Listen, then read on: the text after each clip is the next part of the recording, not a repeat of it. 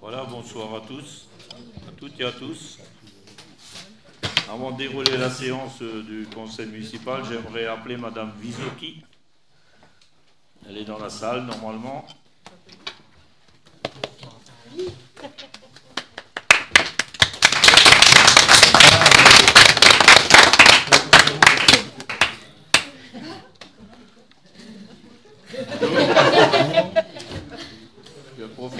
Je profite donc de ce conseil municipal pour dire un petit mot suite, vous le savez tous, au départ de Madame Visoki à la retraite. Je tiens à exprimer ma profonde gratitude pour le travail que vous avez déployé tout au long de votre carrière ici à Haute-Marsac. Votre dévouement et votre engagement ont directement contribué à la recherche pédagogique et à l'éveil de 875 enfants passés dans votre vie longue de 35 années de présence à l'école maternelle. Je suis sincèrement reconnaissant pour votre contribution exceptionnelle à tout point de vue. Je crois savoir que c'était un plaisir unanime pour toutes vos collègues et pour les enseignants de travailler avec une professionnelle aussi compétente et dédiée que vous êtes. Un grand merci Marie-Claude. Je vous souhaite au nom du conseil municipal une belle et heureuse retraite. Et je pense qu'on peut se lever pour l'applaudir encore une fois.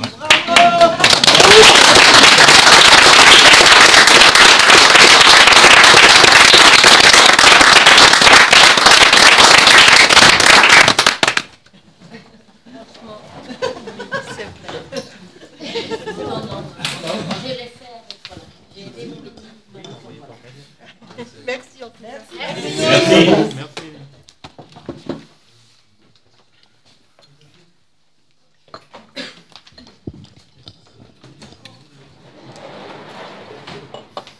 Donc j'ouvre cette séance du conseil municipal. Ça marche le micro là? Vous m'entendez là? Ouais, je l'attends, il marche là.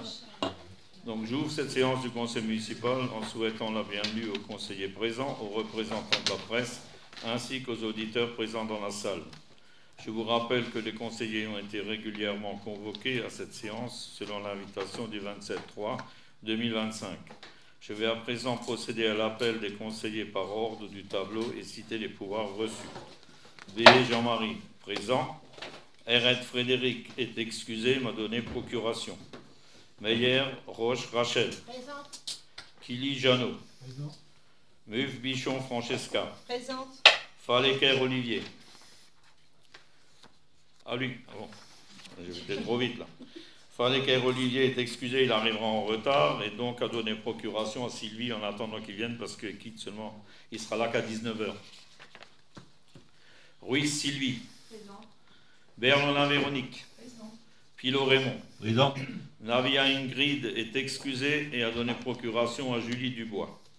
Marron Sébastien. Présent. Dubois Julie. Présente. Ferragu Daniel. Présent. Doja Marie-Christine. Présente. Bourri Catherine. Présente. Muller Mario. Présent.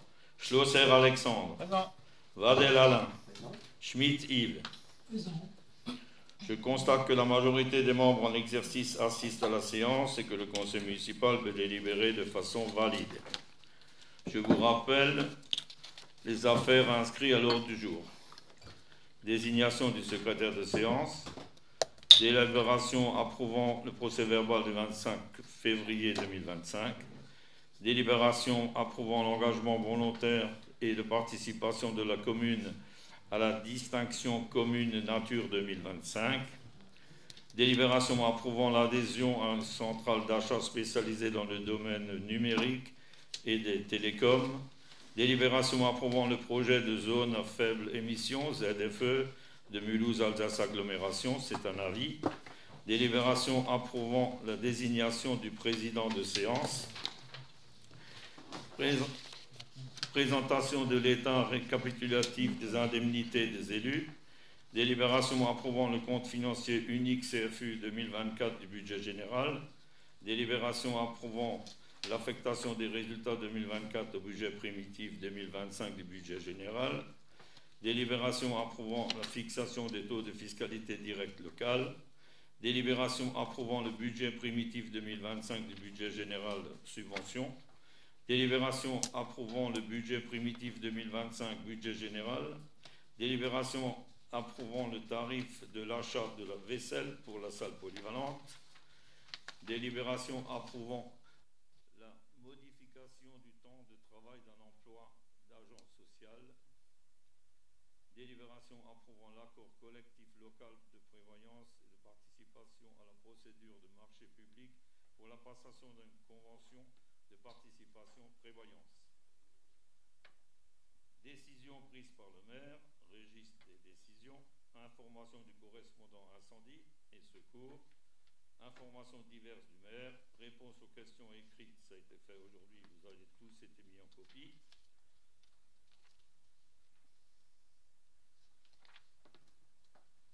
Délibération désignant le secrétaire de séance.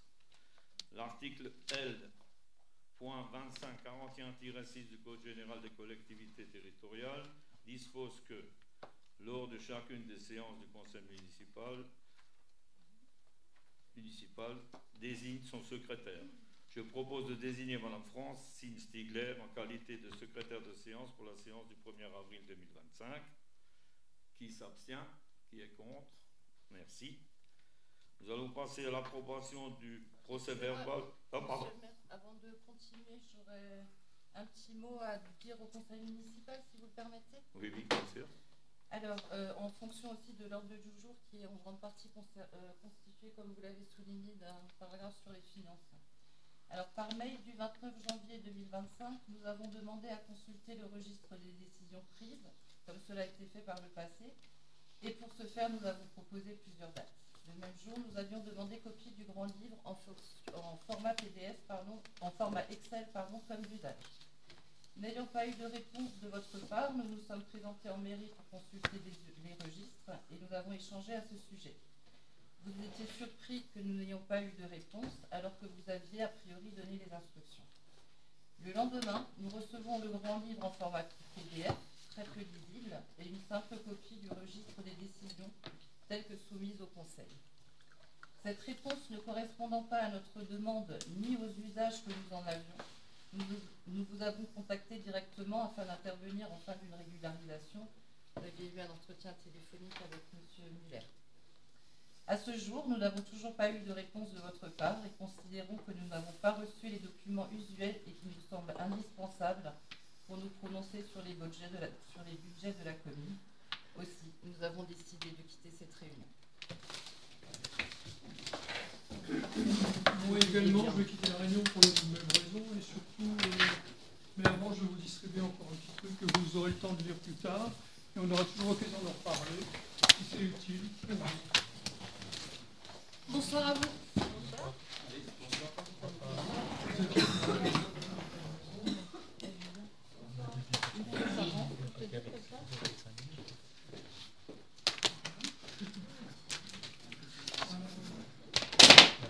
Bonne soirée à tout le monde.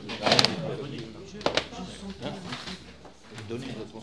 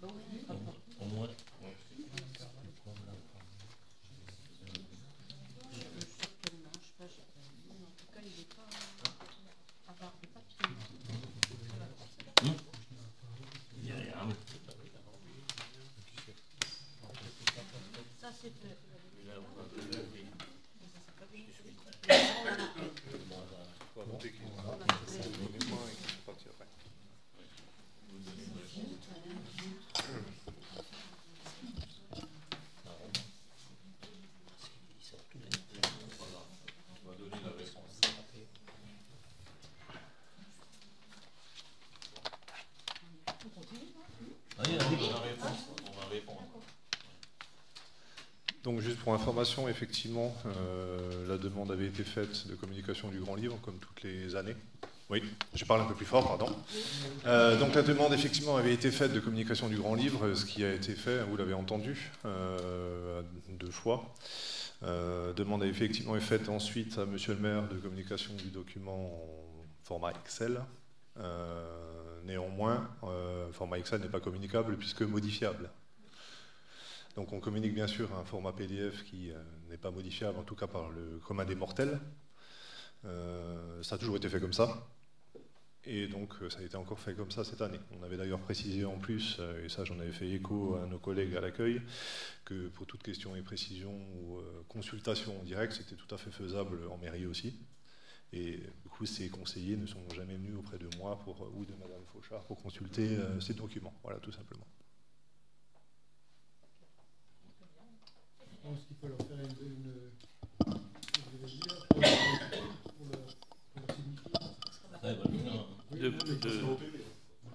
de plus que les registres des décisions que je présente à chaque conseil municipal, on a effectué une modification à leur demande pour pas simplement parler de trucs, mais chaque fois il y a la totalité depuis le début de l'année. Donc en fait, s'ils prennent le document qu'on leur distribue, qu'on peut parfaitement bien lire, on peut revenir de janvier jusqu'à aujourd'hui, il y a toutes les décisions du maire qui sont là-dessus. Parce qu'ils voulaient que les décisions du maire soient chronologiquement distribuées. Et donc c'est ce qu'on a fait. Vous voyez, là on a une feuille qui parle d'aujourd'hui, mais cette feuille est collée à une feuille qui est de décision du maire depuis janvier, début de l'année. Donc il suffit de prendre les documents qui sont chaque fois fournis dans les PV du conseil municipal et on n'a même pas besoin d'additionner puisqu'on a tout de janvier jusqu'à la date du dernier conseil municipal. Donc on est totalement conforme à ce qu'il faut rendre comme document. Voilà. C'est ce que vous voulez amener comme truc. Ensuite, quitter la salle, bon, chacun fait ce qu'il veut. Moi, pas de problème avec ça.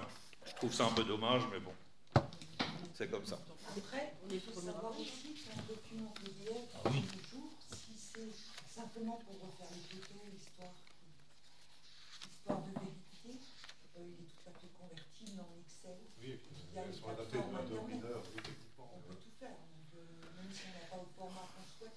Bon, je pense qu'on a répondu. Je pense qu'on a répondu au. En tout cas, on ne communique pas de documents en extérieur qui sont modifiables immédiatement. Voilà, c'est normal. Voilà. Alors, maintenant, ils m'ont embrouillé la tête avec leur truc. Donc, on est au procès verbal. Alors, est-ce que tout le monde a lu le procès verbal? Je pense que oui. Je trouve la bonne page là. Il est où le procès verbal? Voilà. Tout le monde a lu le procès verbal? Oui. Donc, est-ce qu'il y a des objections? Des modifications? Donc, il est approuvé à l'unanimité, merci. Et donc, nous allons passer au point numéro 3. C'est donc Francesca qui va présenter le point numéro 3. Donc le point numéro 3, c'est pour l'approbation pour l'engagement volontaire et la participation de la commune à la distinction commune nature 2025. Il y a déjà quelques temps, j'en avais déjà parlé.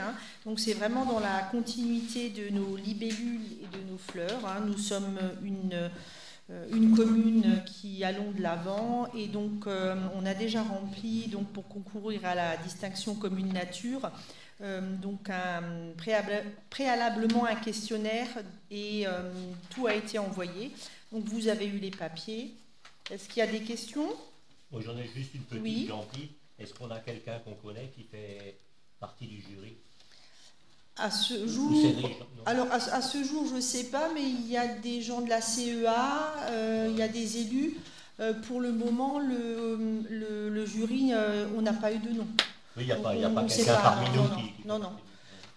Pour le moment, donc, il y a eu tout un questionnaire. Le questionnaire a été envoyé. Il y avait pas mal de questions à ce sujet. Il va être décortiqué et on en saura un peu plus tard. Ouais. Donc, proposition. Je vous propose, si ces dispositions recueillent votre agrément, d'inscrire la commune à l'édition 2025 de l'opération de distinction commune nature au titre de la démarche eau et diversité mise en œuvre par la région Grand Est. Approuver le règlement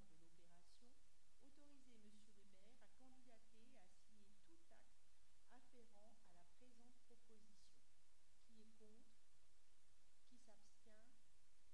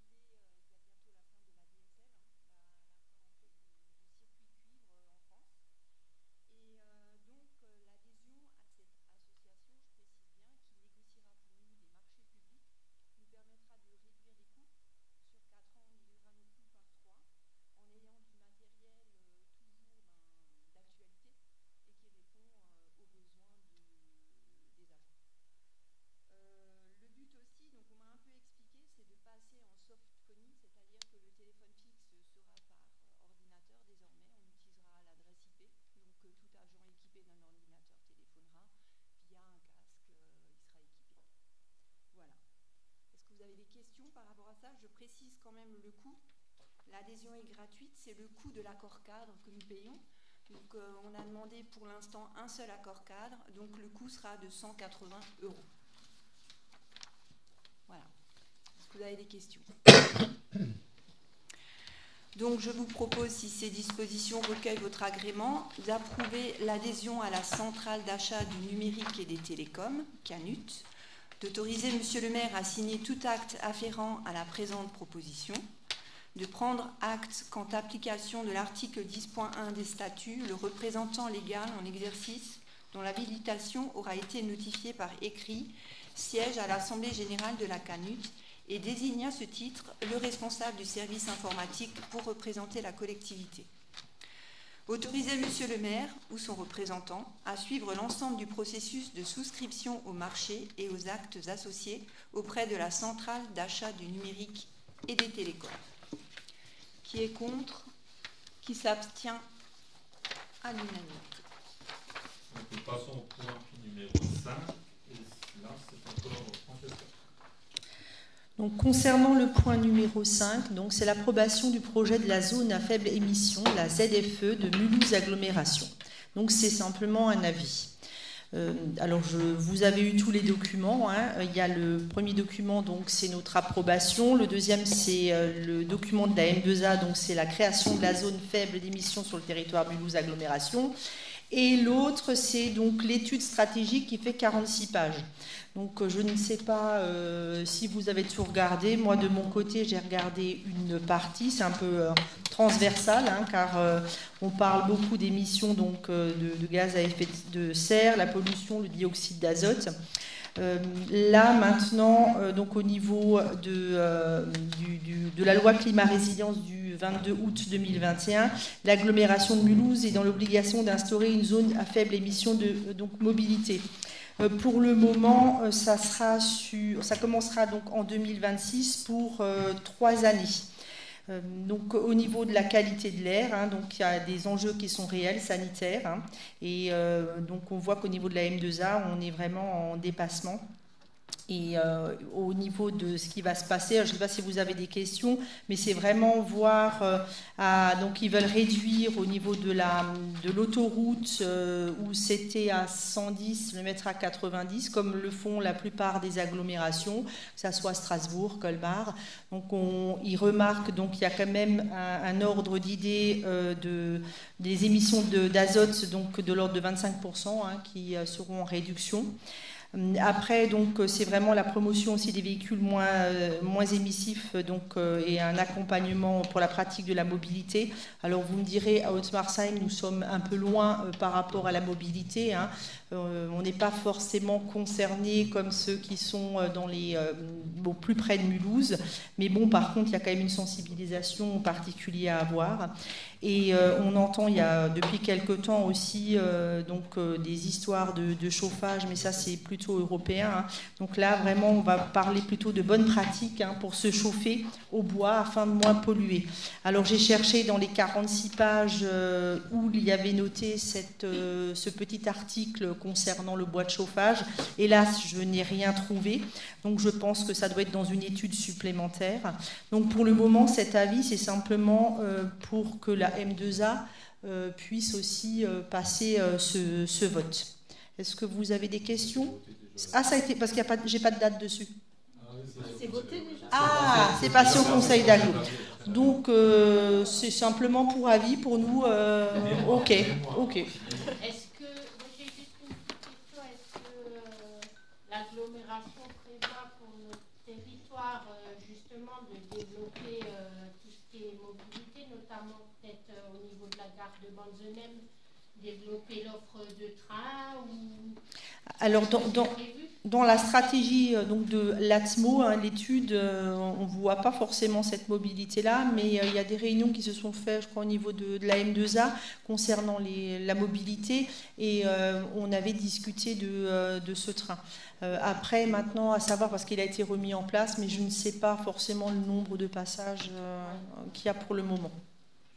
J'ai une petite question concernant la vitesse. C'est bien de diminuer la vitesse, mais en Allemagne, tu as les autoroutes qui ne sont pas limitées. On a complètement. Est-ce que que nos voisins ne participent pas. Voilà, alors pour le moment, au niveau de l'Allemagne, je n'ai pas forcément de visu là-dessus. Comme je le disais tout à l'heure avec Sylvie, on sait très bien, donc pour le moment c'est un avis, on fait partie de la M2A, donc on est sollicité. Il y a certaines villes qui reviennent un peu en arrière, hein, mais bon, ça pour le moment, on sait qu'on a derrière des attraits, on doit faire attention et on doit avancer pour trouver des solutions maintenant aussi par rapport à la loi climat résilience. Donc je pense que maintenant, pour le moment, ça sera à voir, ça sera un test sur ces 3 années. Maintenant, en espérant qu'on ait un retour aussi de ces études et du réel impact que ça va avoir sur l'environnement.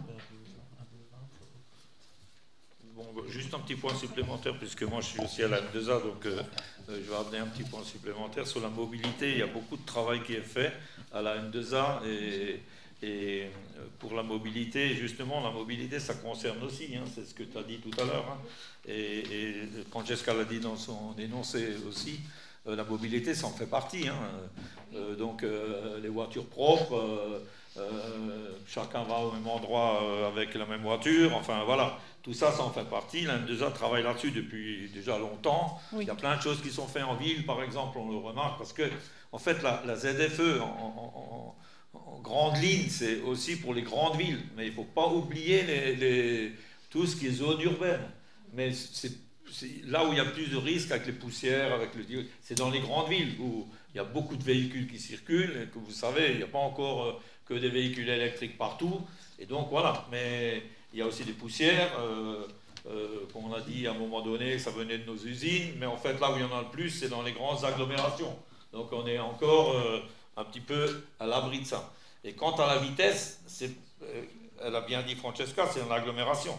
Ça veut dire, ça va partir de, grossièrement, hein, grosso modo, de Carrefour, là, enfin non, c'est Euromarché, non, c'est Euromarché, hein, Île Napoléon, jusqu'à la... Bon, je ne fais pas de course, moi, alors.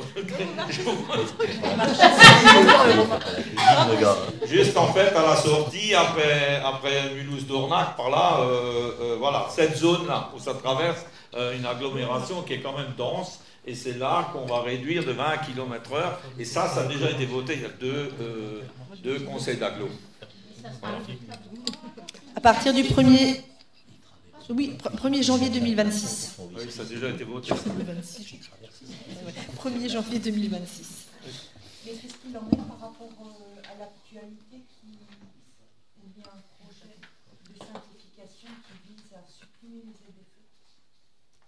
ZFE? Alors, comme je disais, la suppression des ZFE, c'est vraiment pas forcément partout. Donc, certaines ont été supprimées, hein, parce qu'on en a déjà discuté. Par contre, je pense que maintenant, c'est pas forcément sur toutes les zones. En fait, il y a une précision que je peux amener sur les ZFE, et là, elle a raison, je la rejoins. Oui. C'est pas partout. C'est la M2A qui a décidé de mettre en place la ZFE par rapport au truc national. Mais normalement, la M2A n'est pas concernée par la ZFE, puisque c'est les eurométropoles qui sont concernés par la ZFE. Et donc, M2A a décidé d'adhérer volontairement à la ZFE. C'est pour ça qu'on est là. Donc, en fait, si vous voulez, on est en avance sur ce qui est prévu. C'est ce que je dis grossièrement. Hein, voilà. C'est la M2A qui a voulu adhérer à la ZFE. Ce n'est pas quelque chose qui a été imposé à la M2A. Oui, c'est vraiment en continuité aussi maintenant de la politique climat, des actions au niveau de la durabilité. C'est vraiment par rapport à tout ça. Hein. S'il n'y a plus d'autres questions, donc proposition, je vous propose, si ces dispositions recueillent votre agrément, d'émettre en qualité de commune limitrophe un avis favorable au projet d'arrêté de Mulhouse Agglo instaurant une zone à faible émission, mobilité dans l'agglomération mulhousienne à compter du 1er janvier 2026, autorisé à signer tout document afférent à la présente mesure. Qui est contre?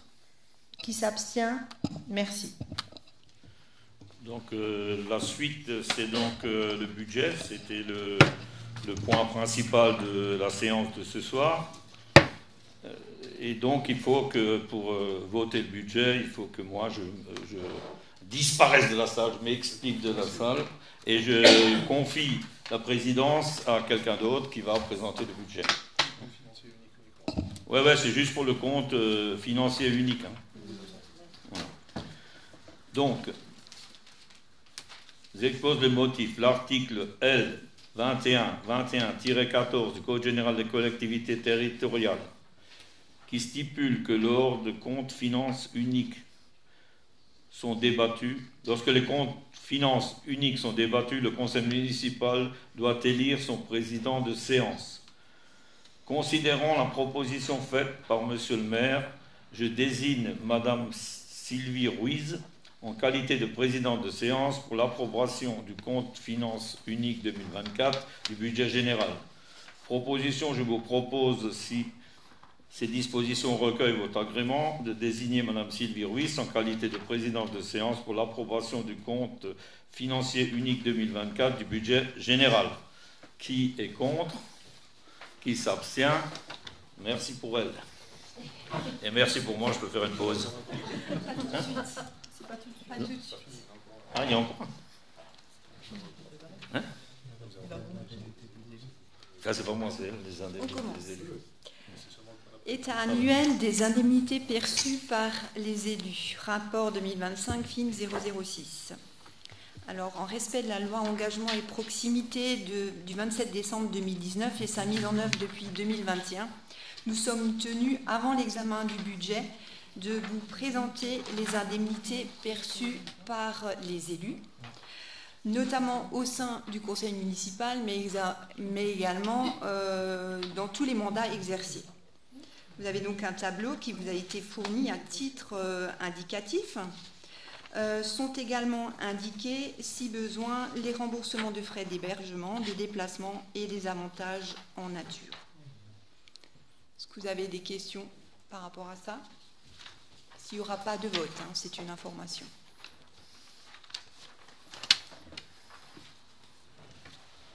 Donc on va passer à la présentation du compte financier unique 2024, rapport 2025, FIM 007.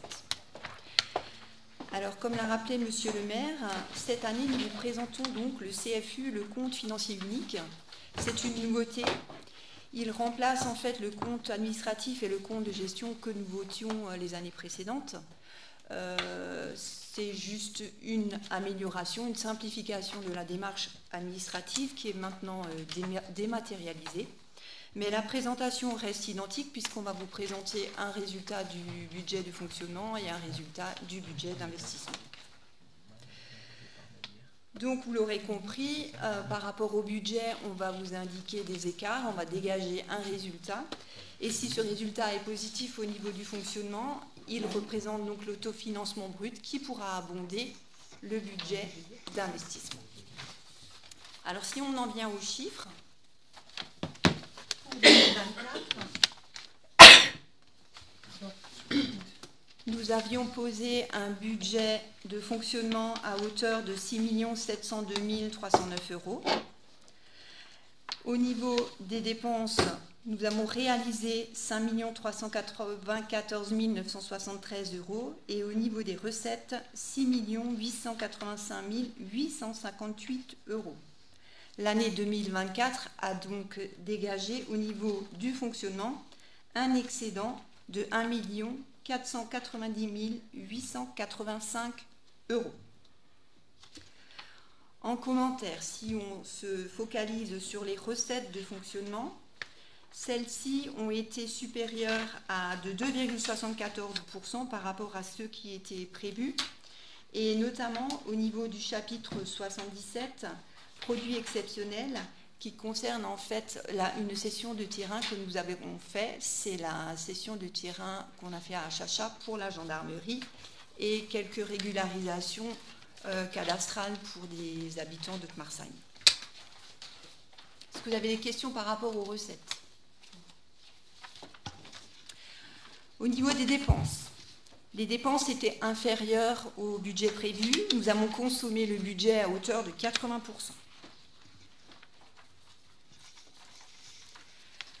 Dans ces dépenses, nous avons plusieurs chapitres, notamment le chapitre 11, charges à caractère général, qui représente 23,6% de nos dépenses. Alors, qu'est-ce que sont les charges générales? Ce sont les charges liées à la structure et au fonctionnement de la commune.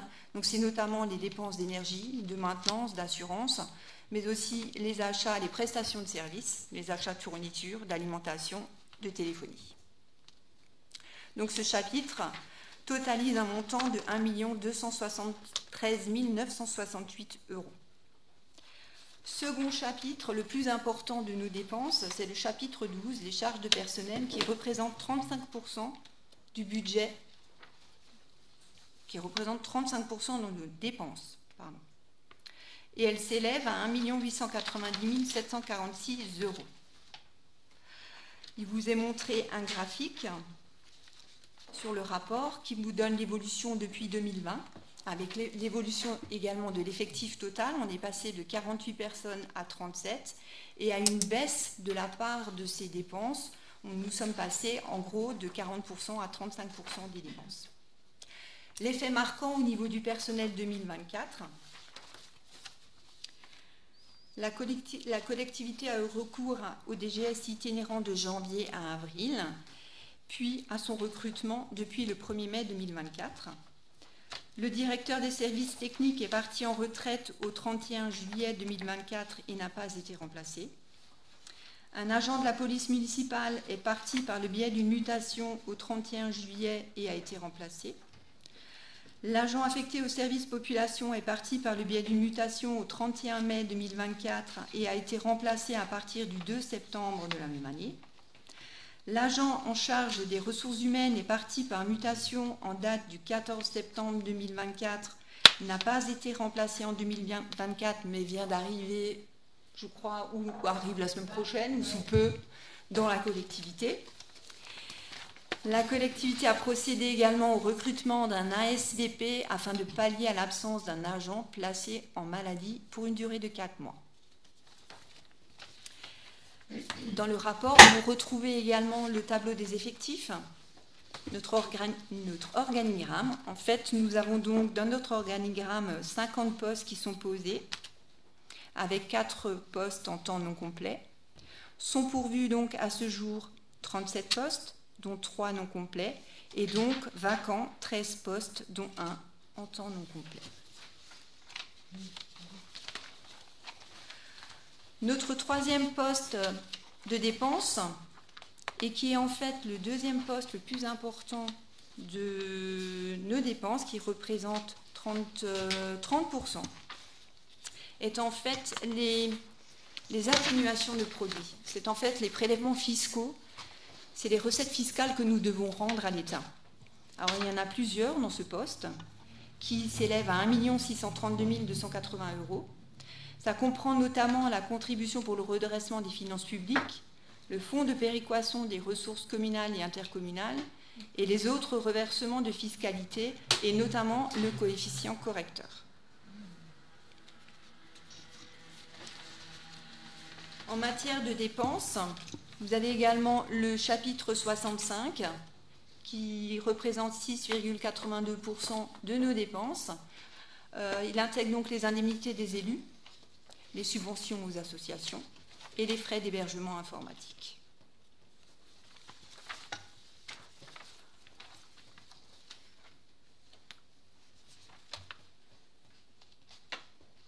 Ensuite, en matière de dépenses, on retrouve encore les charges financières, si je ne me trompe pas, un peu perdu. Les charges financières à hauteur de 48 000 €, donc ce sont les intérêts que nous payons par rapport à nos emprunts, ainsi que le chapitre 42 où nous retrouvons les amortissements qui sont ensuite transférés au budget d'investissement. Un petit ratio aussi que je voulais vous donner l'information, puisqu'on a eu beaucoup de discussions sur les charges et les produits par habitant ces derniers temps. Pour 2024, la charge de fonctionnement par habitant s'élève à 2602,43 €. La moyenne des communes de 2000 à 3500 habitants est de 893 €. Alors effectivement, nous sommes 3 fois plus élevés. Mais si l'on regarde le budget de charge de fonctionnement moyen pour ces mêmes communes de 2000 à 3500 habitants, le budget de dépenses s'élève à 2 341 070 €, alors que nous avons un budget à hauteur de 6 702 000 €. Donc on trouve le même ratio x3. Donc nous sommes en adéquation totale avec nos moyens financiers. Est-ce que vous avez des questions par rapport aux résultats dégagés sur le fonctionnement?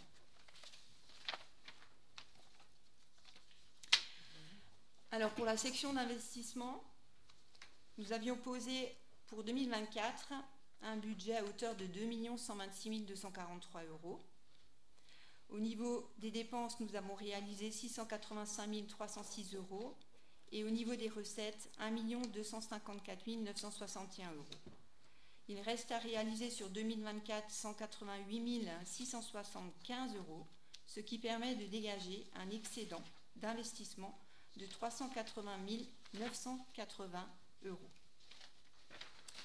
Dans le rapport, vous trouvez un camembert très intéressant qui vous donne en fait la très bonne répartition sur les recettes. On peut voir en fait que dans la répartition, ce sont surtout le fonctionnement capitalisé et le report de résultats qui composent à hauteur de 76% nos recettes d'investissement. Nous retrouvons la cession, puisqu'il y a transfert de la cession des terrains dans le budget d'investissement, la FCTVA à hauteur de 61 000 €, la taxe d'aménagement, 19 000 € et des subventions que nous avons perçues ou qui sont fléchées à hauteur de 41 000 €. Au niveau des dépenses, nous avions posé environ 1 million de dépenses pour des immobilisations incorporelles et corporelles. Nous avons réalisé 438 000 €, dont un tableau global nous a été donné. Vous avez donc 56 500 € d'études pour nos futurs projets, notamment le centre-village, le plateau sportif, pour les écoles, l'îlot de fraîcheur, les panneaux photovoltaïques. Vous avez aussi des travaux importants sur la réfection des bâtiments publics, 126 000 €, plantation et aménagement extérieur, 89 000 €. Le véhicule pour le service de sport, qui est mutualisé et subventionné à hauteur de 80%, 34 000 €. Différents livres, un DVD pour la médiathèque, du matériel de sport, du matériel technique et d'entretien, 38 000 €. Dans ces mêmes dépenses d'investissement, nous trouvons également le remboursement de nos emprunts.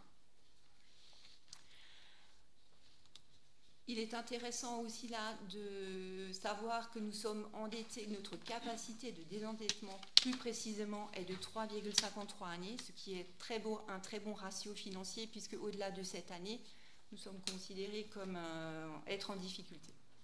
La dette par habitant est de 1 719,62 € au 31 décembre. Est-ce que vous avez des questions ?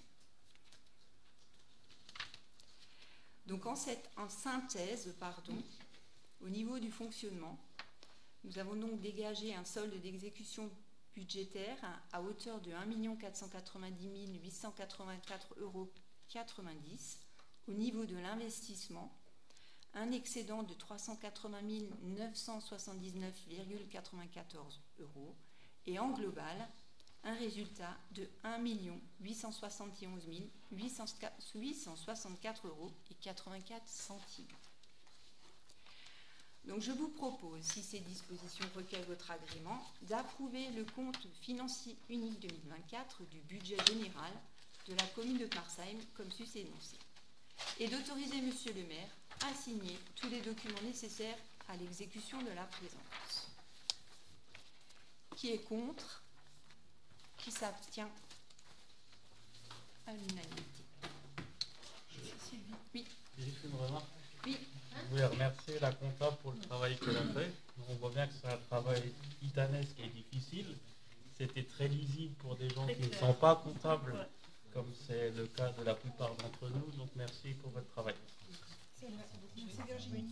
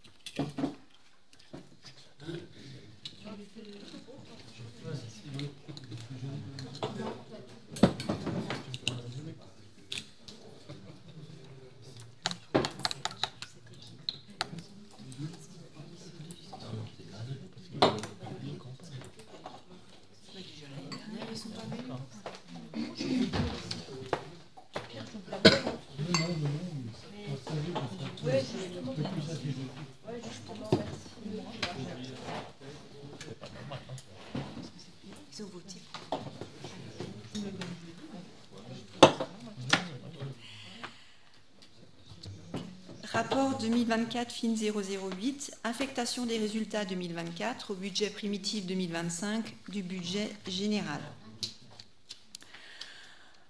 Donc, après le vote du compte financier unique pour l'exercice 2024, le conseil municipal est tenu de se prononcer sur l'affectation dans le budget primitif 2025 du résultat de clôture du budget général tel que ressortant de l'exercice 2024.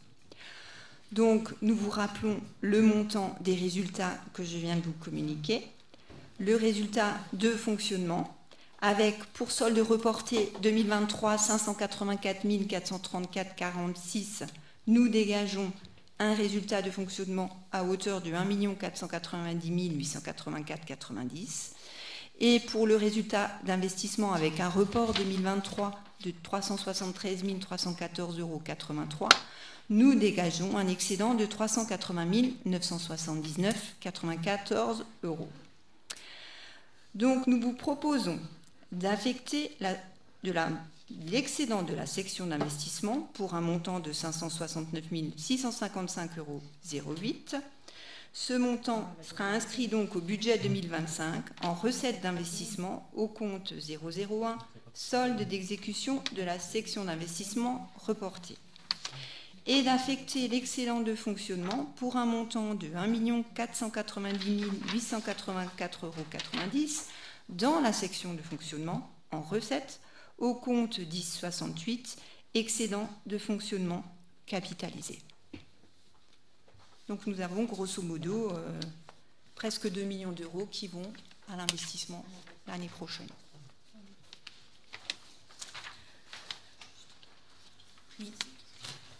Oui. En fait, je pense que vous l'avez remarqué, il y avait une erreur de report de montant sur la feuille. Le solde excédentaire de la section de fonctionnement, ce n'était pas 1 163 000, mais 1 490 000.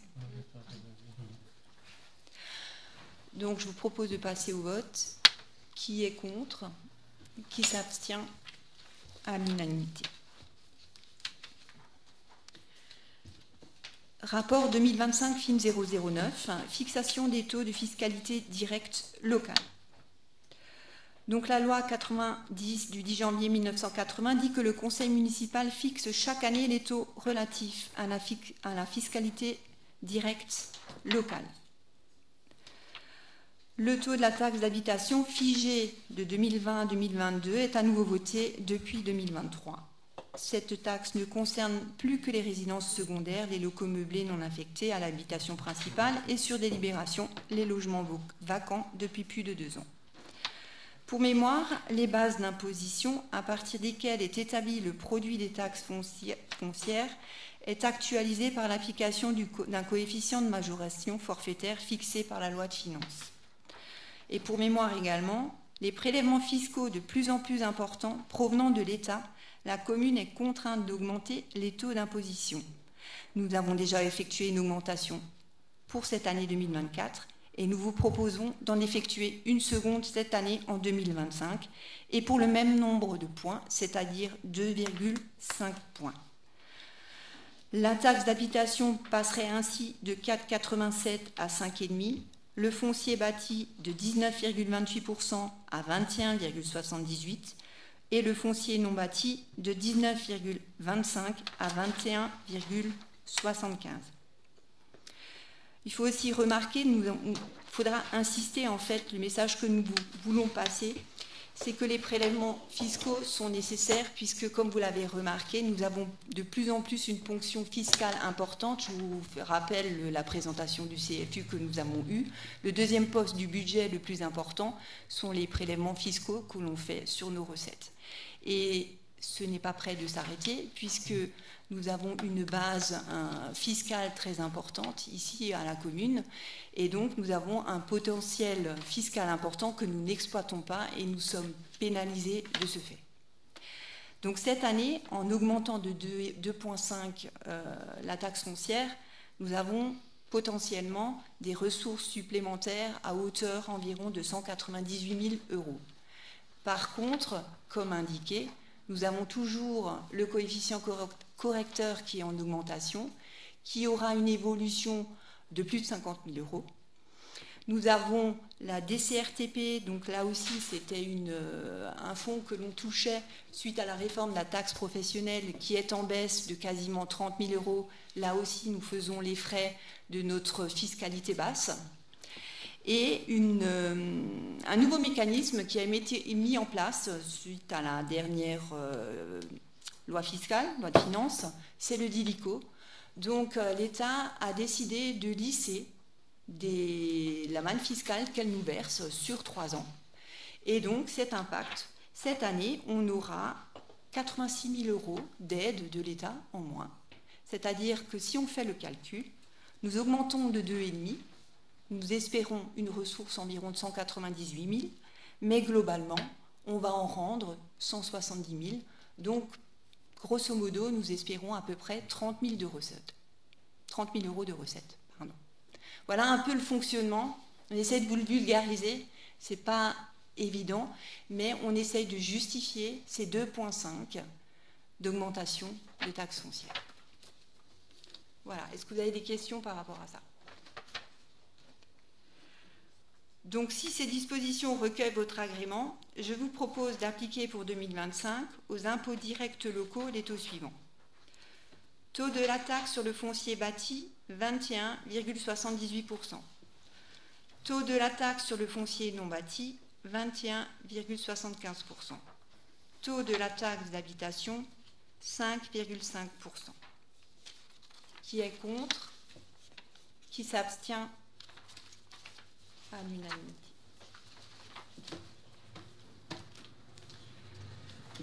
Rapport 2025 FIN 010, budget général des subventions.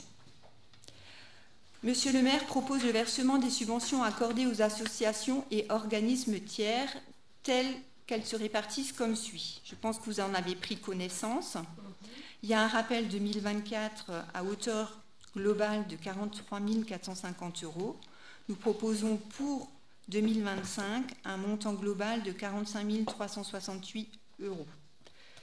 Je vais quand même détailler déjà les subventions qui ont été accordées et les associations, je vais les préciser. Pour les autres associations qui ne seront pas nommées, les dossiers seront examinés ultérieurement dans l'année. Donc pour l'amicale des sapeurs-pompiers. Juste s'il y a des membres des associations, ne pas prendre part. Soit vous sortez, soit vous restez, mais juste. Non, ou tu prends pas part, tu votes pas. Et il faut vous identifier. Si vous êtes, voilà. À chaque intitulé de l'association, vous levez la main et vous ne prenez pas au vote. Ah oui. Donc pour l'amicale des sapeurs-pompiers de Haute-Marsheim, nous proposons 2 267,90 €.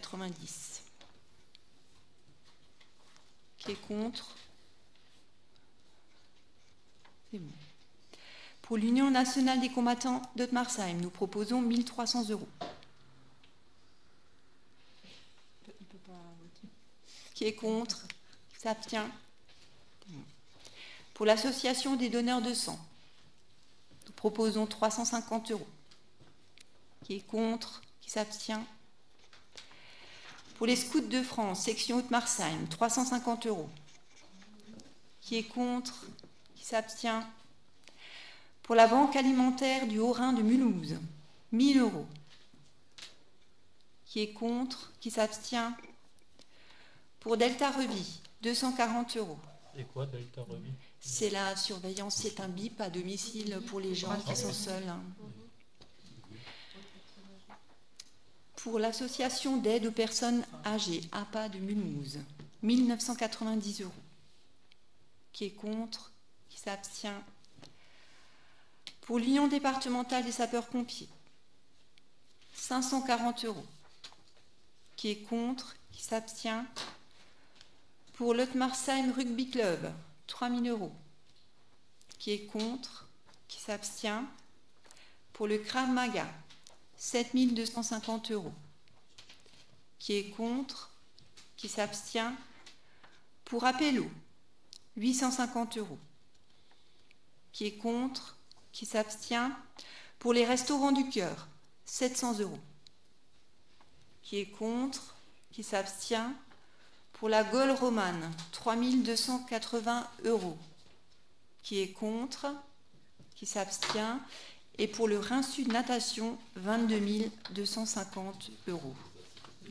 Qui est contre? Qui s'abstient? Les dernières subventions que j'ai nommées, la Gaule romane et Rhin Sud Natation, sont financées par les ACTP que nous avons en recette. Voilà.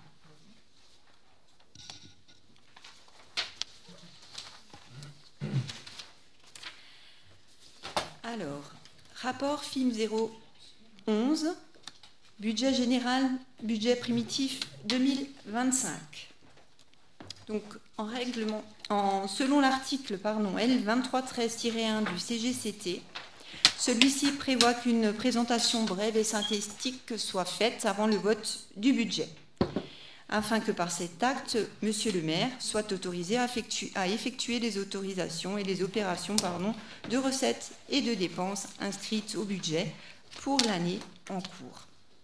Là aussi, on va retrouver une section de fonctionnement et une section d'investissement. Le budget primitif 2025 s'élève tout confondu à 8 791 726,31 € et pour le fonctionnement à un montant de 6 267 033,64 et pour l'investissement 2 524 692,67 €.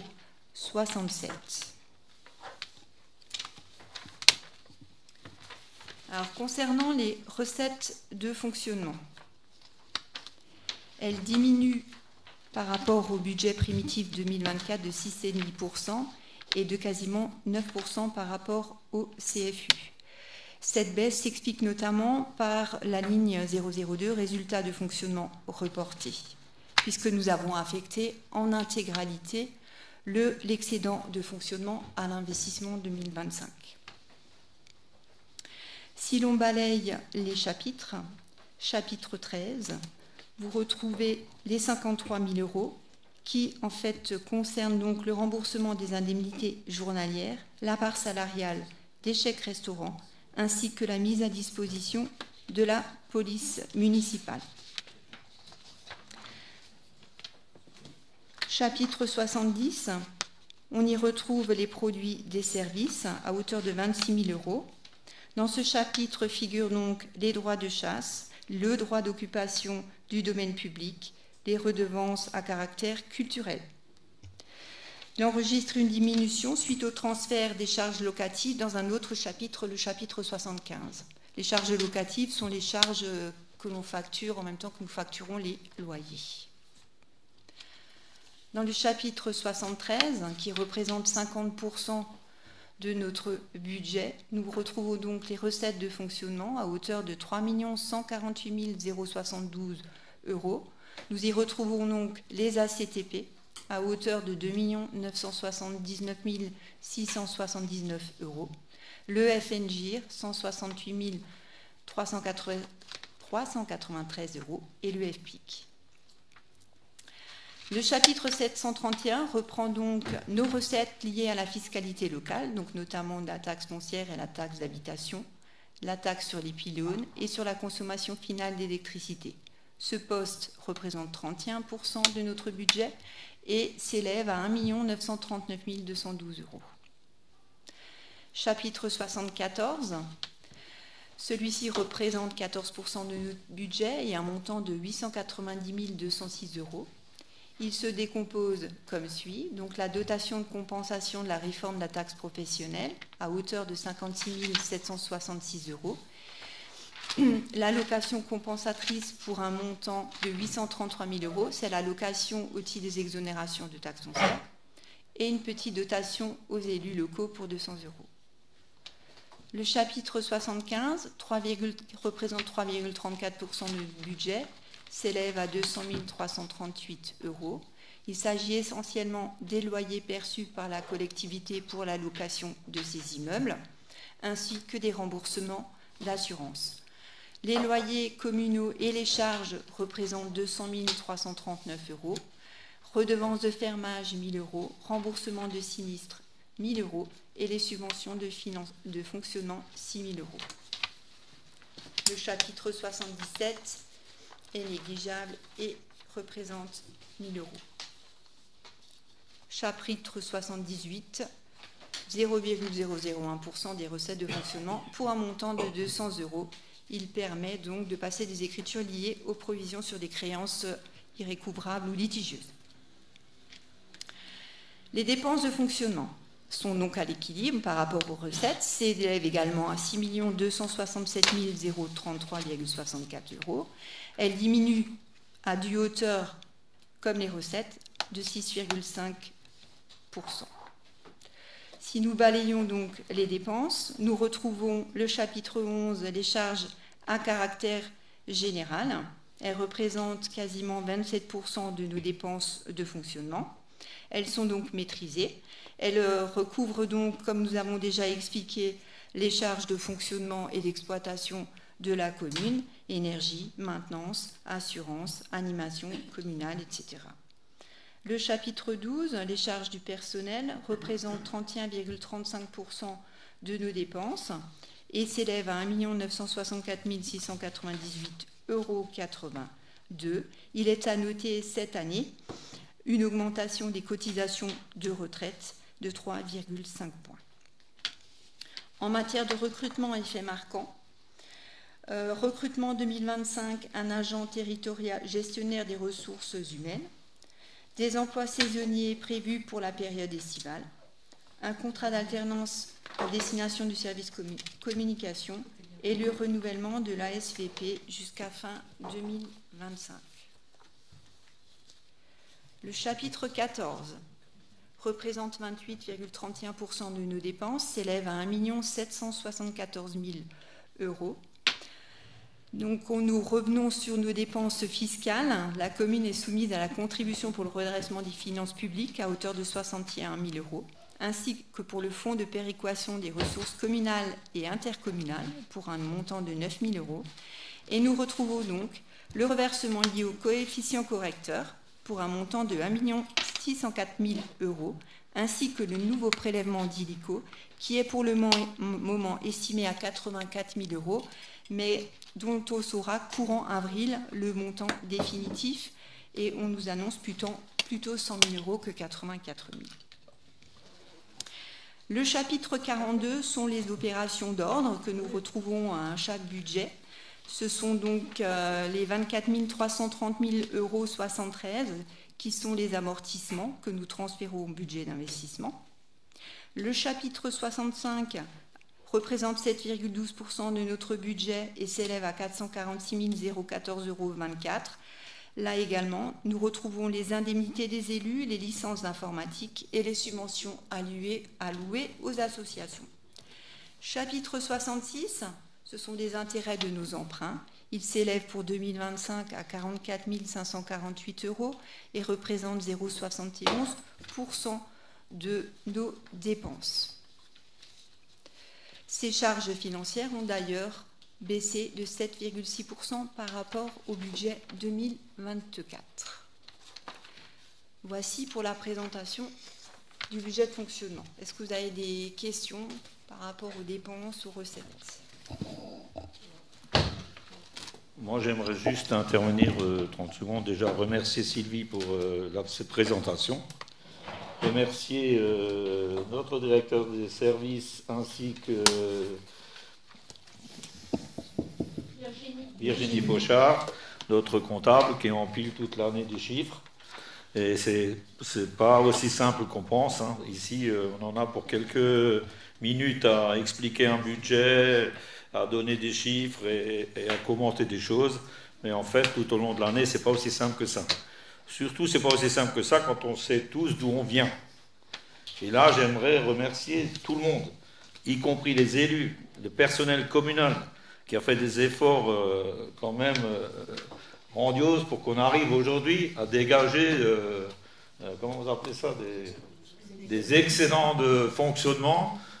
Donc en fait, on a augmenté l'imposition, ça a été dit tout à l'heure, parce qu'en fait on était quand même au fond du trou par rapport à des communes de notre strate. On l'a déjà évoqué à plusieurs reprises, et moi quand je rencontre des gens dans la rue, j'en discute ouvertement avec les gens, et des gens qui veulent bien comprendre et comprendre un peu comment ça fonctionne, parce qu'on est obligé de le faire. Vous avez vu, vous payez des impôts, puis à la fin du compte, on va redistribuer une partie de ce que vous donnez déjà.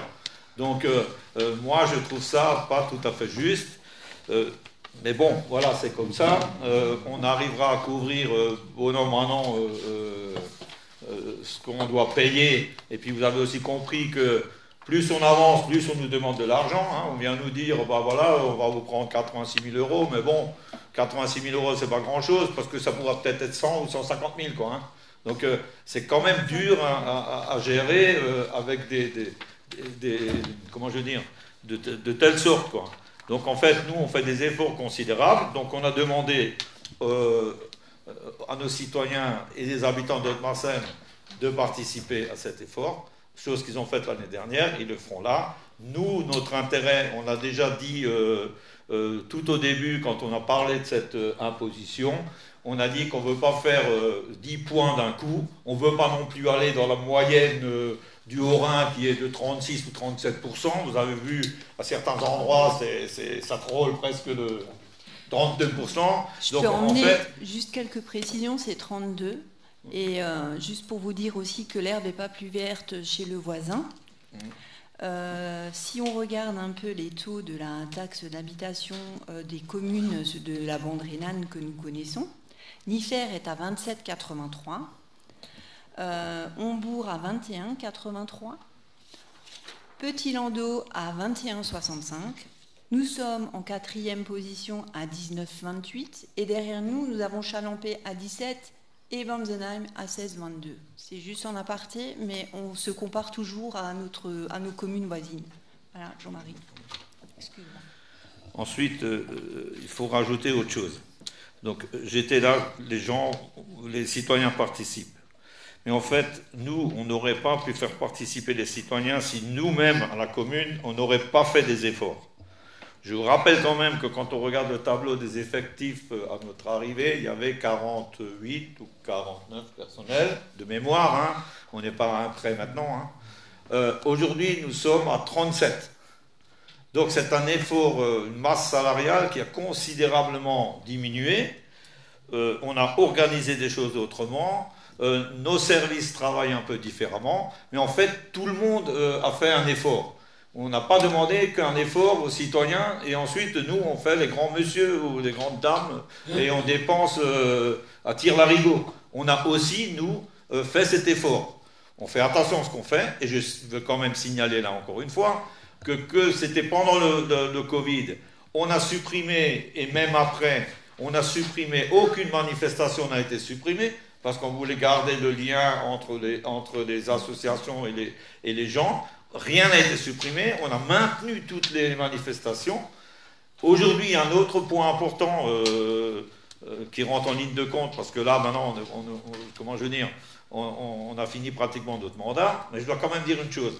Depuis l'arrivée de notre mandat, avec une dette de 5 millions d'euros, enfin 4 900 000 et quelques d'euros, on a aujourd'hui remboursé, à la fin de notre mandat, 35% de la dette, et ça n'a rien à voir avec ce que vous avez entendu tout à l'heure. On est d'accord. On a remboursé 35% de notre dette, ce qui représente 1,7 million d'euros, grosso modo. Donc encore là, on a fait un effort considérable pour diminuer la dette. Pourquoi? Parce qu'on doit investir dans d'autres infrastructures. Notre école doit être refaite. C'est un gros morceau. On n'ose même pas vous dire les 3 devis qu'on a eu, enfin les 3 estimations qu'on a eues jusqu'à pour l'instant, parce qu'en fait c'est tellement, je dirais pour nous, énorme qu'il faut qu'on regarde comment on peut financer tout ça. Mais c'est des vraies questions qu'il faut se poser, parce qu'à bout d'un moment, on sera obligé de le faire. Moi, je ne sais pas trop comment on va le faire si on n'a pas d'argent pour le faire. Donc, moi, je dis encore une fois merci à tous ceux qui participent. Et là, j'associe l'ensemble des citoyens d'Haute-Marseille qui ont compris qu'ensemble, on va arriver à l'objectif qu'on s'est fixé, que notre commune reste comme elle est là, qu'on peut investir, on peut continuer à faire des manifestations pour que tous les gens puissent se rencontrer. C'est extrêmement important. Je tenais vraiment à le dire, parce que c'est pour nous quelque chose c'est notre point d'attache en fin de compte. Voilà. Encore une fois, merci à tous. Alors nous allons continuer sur le budget d'investissement 2025, et donc notamment par les recettes. Les recettes prévues au budget 2025 s'élèvent à 2 524 692,67 €. Elles sont en hausse de 19% par rapport au budget 2024, mais sont multipliées par 2 par rapport au CFU 2024. Et notamment par le fait que nous avons donc inscrit l'excédent du fonctionnement à l'investissement. Le but, comme le dit Jean-Marie, c'est d'abonder un maximum de nos excédents pour nos projets futurs. Donc si l'on va en détail sur les recettes d'investissement, ligne par ligne, chapitre 1, solde. C'est la recette cette recette est constituée par la reprise du résultat de 2024. On retrouve donc les 569 655 €. Chapitre 24, nous avons une provision de 2 000 € qui est inscrite en cas de besoin dans le cadre de régularisation de foncier. Le chapitre 10, ce sont les dotations et fonds divers qui correspondent à l'encaissement des produits de FCTVA pour un montant de 60 000 €. La taxe d'aménagement pour un montant de 20 000 €. Et là, nous retrouvons donc l'affectation totale du résultat de fonctionnement à hauteur de 1 490 885 €. Le chapitre 13 correspond aux subventions d'investissement qui sont attendues pour l'année 2025 et qui nous ont été notifiées. Cela concerne les panneaux photovoltaïques à hauteur de 2 600 €. L'orée du bois et la mise en place d'une GTC pour la salle polyvalente pour un montant de 28 315 €. Le chapitre... C'est quoi une GTC? C'est le système de gestion des fluides de la salle polyvalente qui va être mis en place. Merci. Les sommes inscrites au chapitre 16 correspondent aux cautions des logements vacants qui pourront être encaissés pendant l'année. Voilà pour les recettes. Pour les dépenses, celles-ci s'élèvent à due hauteur des recettes, c'est-à-dire à 2 524 692,67 €. Elles augmentent de 18,74% par rapport au budget. Si l'on va dans le détail par chapitre, le chapitre 10 représente 32,5% des dépenses d'investissement. Il contient donc une partie de l'excédent de fonctionnement 2024 qui est laissée en réserve pour le moment afin de financer des projets futurs. Le chapitre 16, nous retrouvons nos emprunts et les remboursements qui représentent 9,88% et 249 459,81 €. Il y a également une provision de 1 500 € pour le remboursement des cautions au cas où il y aurait un locataire sortant. Dans le chapitre 20, nous retrouvons les dépenses d'investissement qui sont les immobilisations dites immatérielles. Vous avez le détail, donc qui reprend les études, des frais d'études, les études photovoltaïques à hauteur de 15 000 €, un diagnostic pour la couverture de l'abbatiale, 3 000 €, Des études pour la maison qui est située en rue de l'Église pour 10 000 euros. Des études de structure pour la verrière de la salle polyvalente, 10 000 euros. Pour les pistes cyclables, 20 000 euros. Des autorisations de travaux ERP pour l'étape romane, 8 000 euros. Des études pour le réaménagement du plateau sportif, 19 000 euros. L'étude du centre-village, 19 000 euros. L'infogérance, 38 700 euros. Et d'autres études à hauteur de 10 000 euros. Ce qui fait un total de 152 700 euros.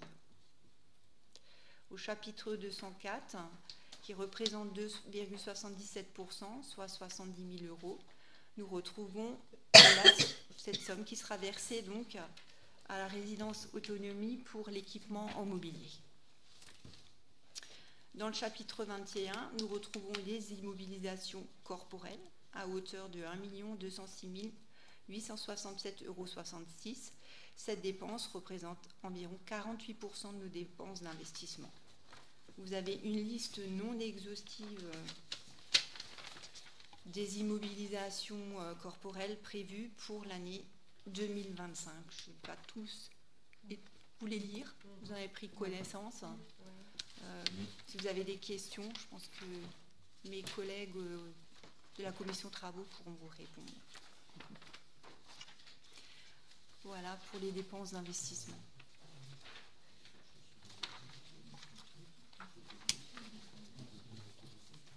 Si vous avez des questions.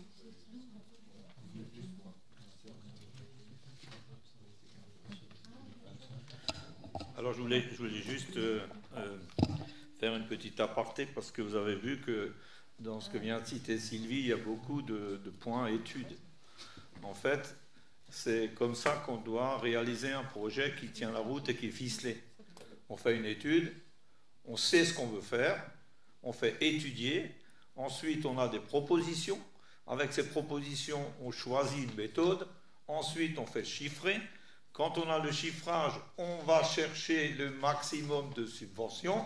C'est comme ça que ça se présente. Et quand on a toutes les subventions et que ces subventions sont bien actées par quelqu'un qui dit vous allez avoir 30%, il faut qu'on ait vraiment, comment on appelle le nom, la notification comme quoi on va toucher la subvention.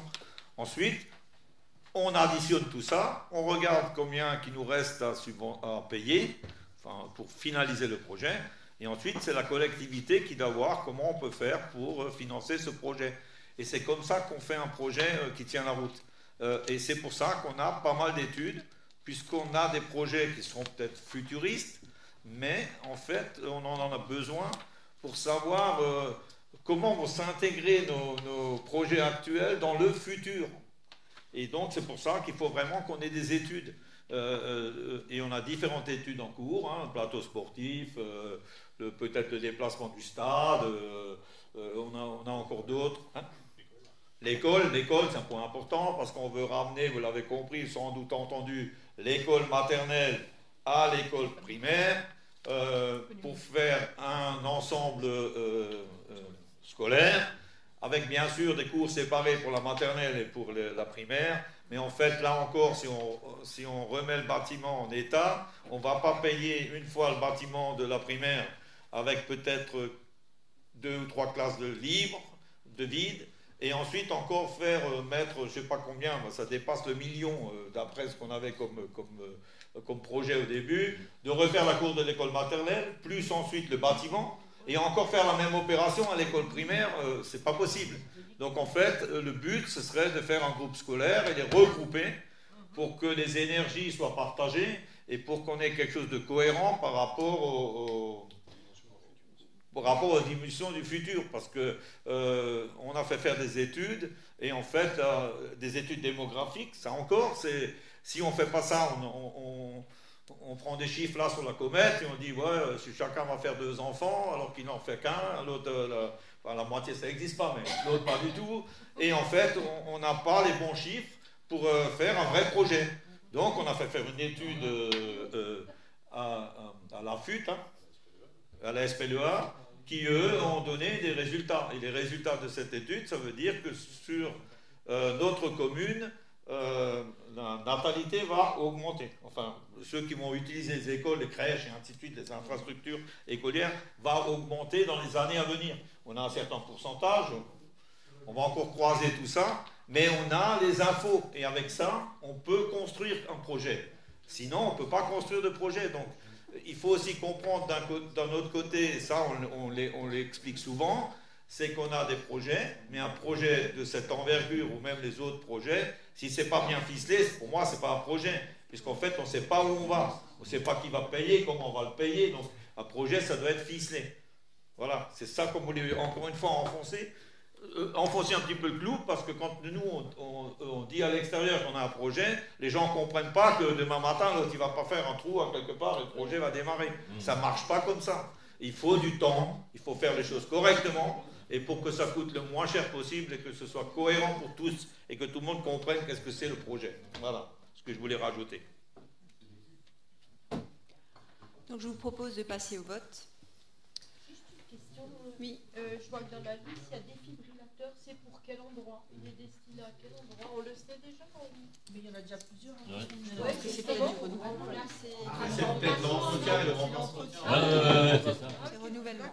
Les défibrillateurs, c'est contrôler tous les ans, c'est une obligation. Ah, ok, d'accord. Merci. Désolé. Vous avez des questions? Non.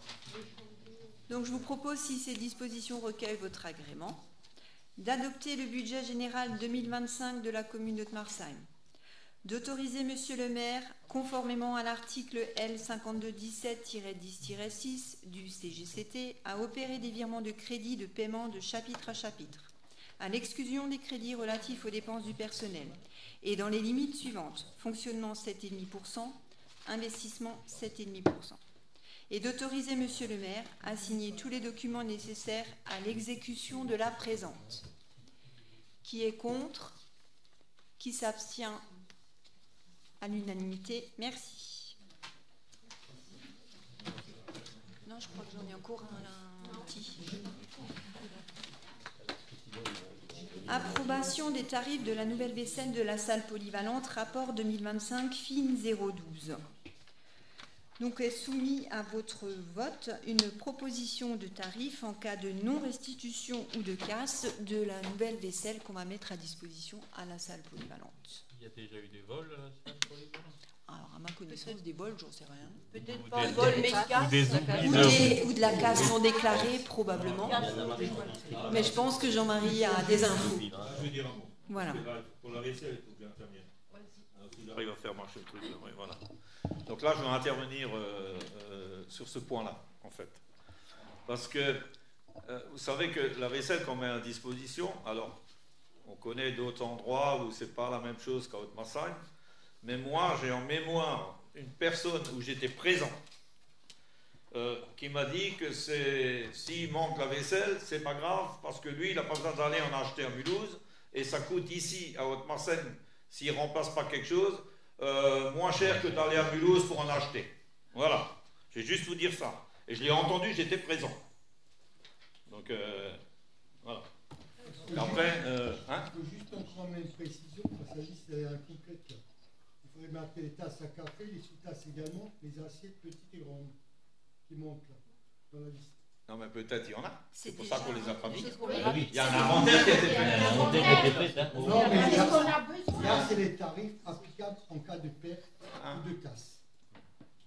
Donc, il y a les tasses à café, les sous-tasses, les assiettes, les petites et les grandes. C'est le nouveau matériel. Hein. C'est le nouveau. On a déjà une liste. C'est le nouveau matériel. On avait déjà une liste. C'est les nouveaux matériels qu'on va acheter. Voilà. Okay. Donc je vous propose, s'il n'y a plus de questions et de remarques, si ces dispositions recueillent votre agrément, d'approuver le barème tarifaire du matériel à remplacer en cas de détérioration, de casse ou de perte, et d'autoriser Monsieur le maire à signer tous les documents nécessaires à l'exécution de la présente proposition. Qui est contre? Qui s'abstient? Merci. J'en ai fini. À toi, Rachel. Approbation de modification du temps de travail d'un agent social.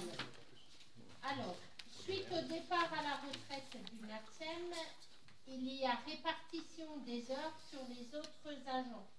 Étant donné que l'augmentation des heures pour l'une d'entre elles est supérieure à 10%, nous avons dû recréer un poste en adéquation avec sa nouvelle quotité.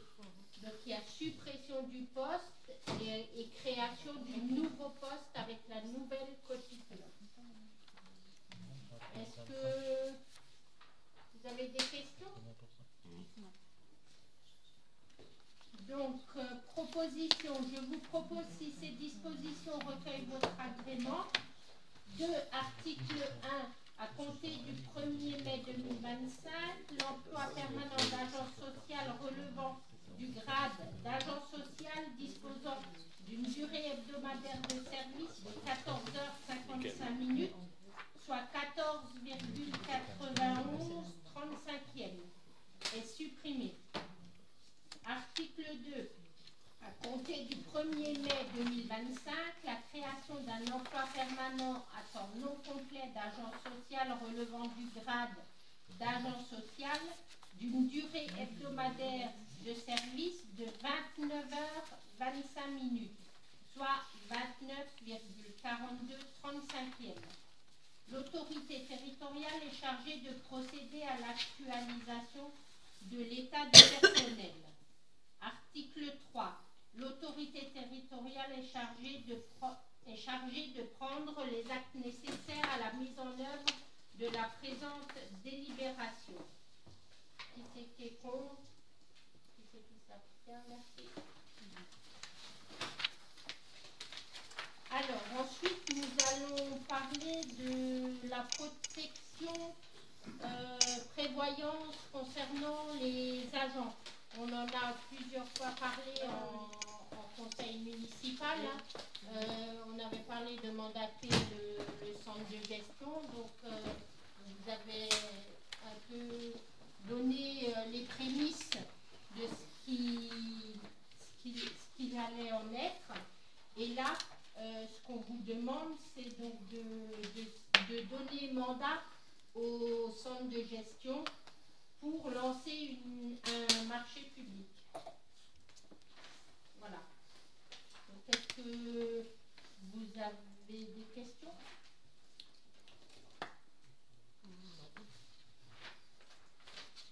Donc, proposition. Je vous propose, si ces dispositions recueillent votre agrément, d'approuver l'accord collectif local relatif à la protection sociale complémentaire prévoyance pour les collectivités territoriales et établissements publics affiliés au centre de gestion de la fonction publique territoriale du Haut-Rhin, signé le 7 février 2025. Joindre à la procédure du marché public pour la passation de la convention de participation risque prévoyance proposée par le centre de gestion 68 pour la mise en place d'un contrat d'assurance collectif à adhésion facultative des employeurs pour un effet des garanties au 1er janvier 2026. Il est par ailleurs précisé qu'en cas de modification législative ou réglementaire à venir, l'Assemblée donne son autorisation pour que le contrat proposé soit adapté en ce sens. Prendre acte que son adhésion à cette convention de participation n'interviendra qu'à l'issue de la procédure menée par le centre de gestion du Haut-Rhin par une nouvelle délibération et après avis préalable du comité social territorial. Voilà. Qui est contre? Qui s'abstient? Merci. Donc voilà.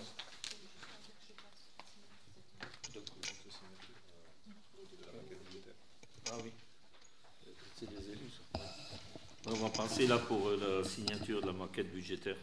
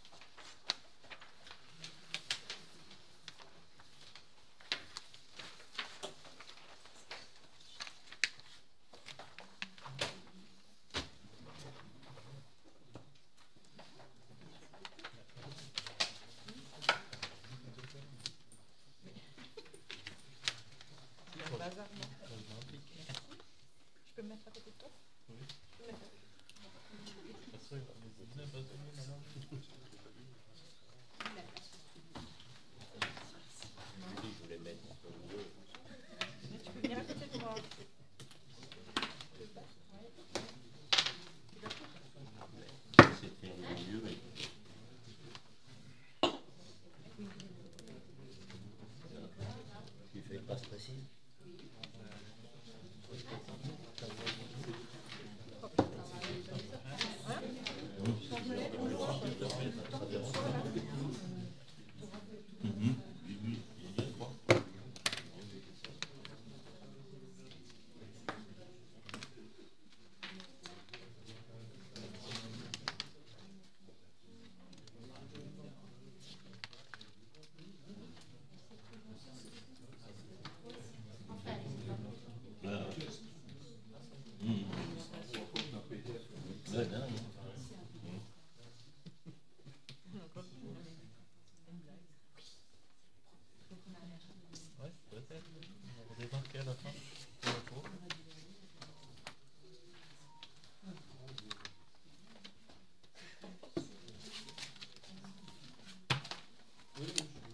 Poisson d'avril.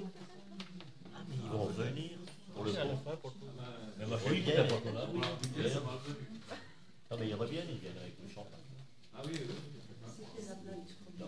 C'est les champagnes.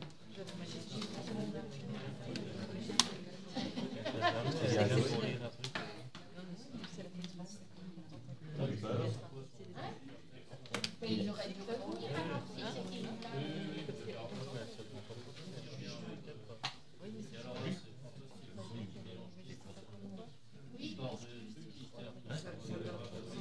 Ouais,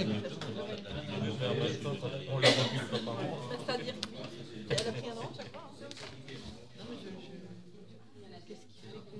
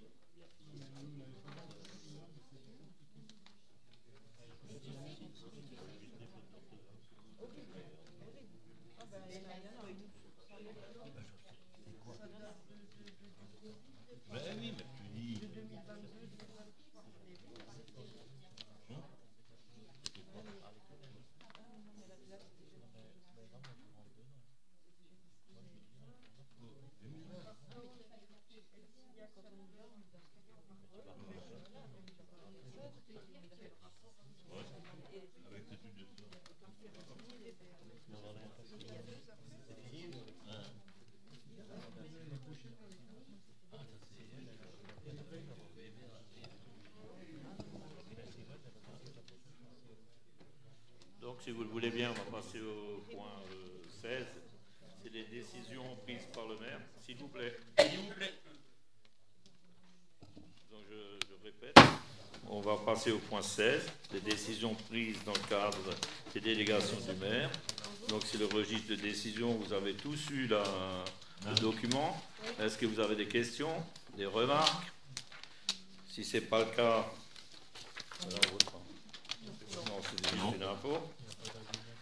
Donc, on va passer au point 17. Et ça, c'est l'information du correspondant incendie secours. C'est donc Olivier. Tu veux...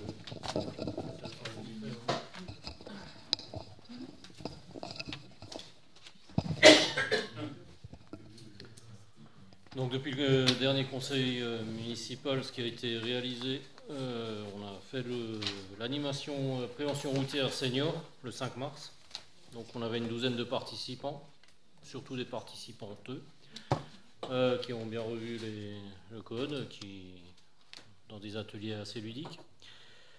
Au programme dans les prochains temps, donc Sylvie, Alexandre et toute l'équipe, là, Tinou, travaillent essentiellement sur le DICRIM qui sera présenté.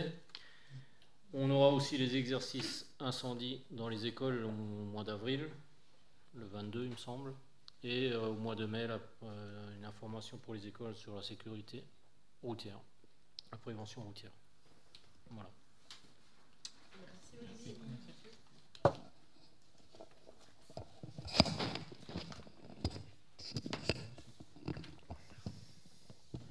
Donc on va passer au point information, j'en ai déjà fait pas mal, mais bon, je vais essayer d'être court. Qui c'est qui a rigolé là? Attention. Donc vous aviez voté la dernière fois le projet VGP, vous savez, à PSA, là où ils vont faire des hangars de stockage, et comme il y en avait un qui va recevoir, risque d'avoir des produits inflammables, donc et qu'on est à distance, certaines distances, ou dans le périmètre de ce local, parce que notre territoire s'arrête à côté de Peugeot, là sur la route, là je ne sais plus, c'est le 4 bis, je ne sais plus comment ça s'appelle. Et donc on devait délibérer aussi après la N2A, chose qu'on avait faite. Et donc ici, il y a l'arrêté que vous avez tous eu, puisque c'est une obligation. Du fait que vous l'avez voté, vous avez donné l'arrêté. Voilà. Ensuite, il y a aussi les bilans d'activité, certains bilans d'activité qu'on reçoit là, enfin, au début d'année de l'année précédente, qu'on va mettre à la mairie, que tout le monde peut voir, y compris les citoyens d'Ottmarsheim. Donc le premier qu'on va mettre là-bas, c'est donc celui du SDIS, qui rappelle leur nombre d'interventions, qu'est-ce qu'ils ont fait toute l'année. Et donc ce document-là, on peut le consulter à la mairie, à l'accueil. Donc c'est pour les élus, pour le personnel et pour les citoyens. Je vais donner quelques infos parce que sur les différentes avancées et les projets en cours. Donc concernant la MEX, vous savez ce que c'est la MEX, c'est ce qu'on avait dit au couvent. Donc voilà. Donc c'est toujours en attente de la réponse de la CEA. Pour l'instant, on n'a rien d'officiel de la CEA comme quoi ça va démarrer au mois de juin, juillet, août, je sais pas. Il y a le budget qui a été voté. Nous, on n'a pas d'infos là-dessus, donc pour l'instant, pour l'instant, on attend jusqu'on a une réponse définitive et officielle. D'ailleurs, on aura, on aura un communiqué de presse en commun avec la CEA et puis le repreneur, l'éventuel futur gestionnaire de la MEX. Donc, je ne peux pas vous dire plus pour l'instant. Le chauffage urbain.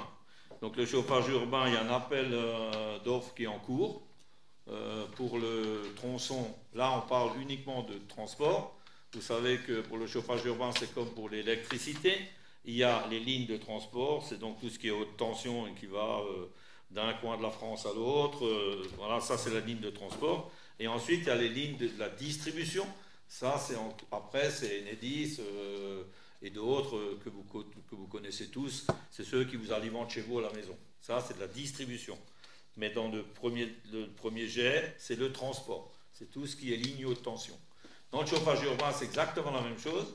Il y a une ligne de transport qui va partir de nos entreprises, la bande rhénane, pour récupérer de la chaleur fatale et qui va aller jusqu'à Mulhouse, pas loin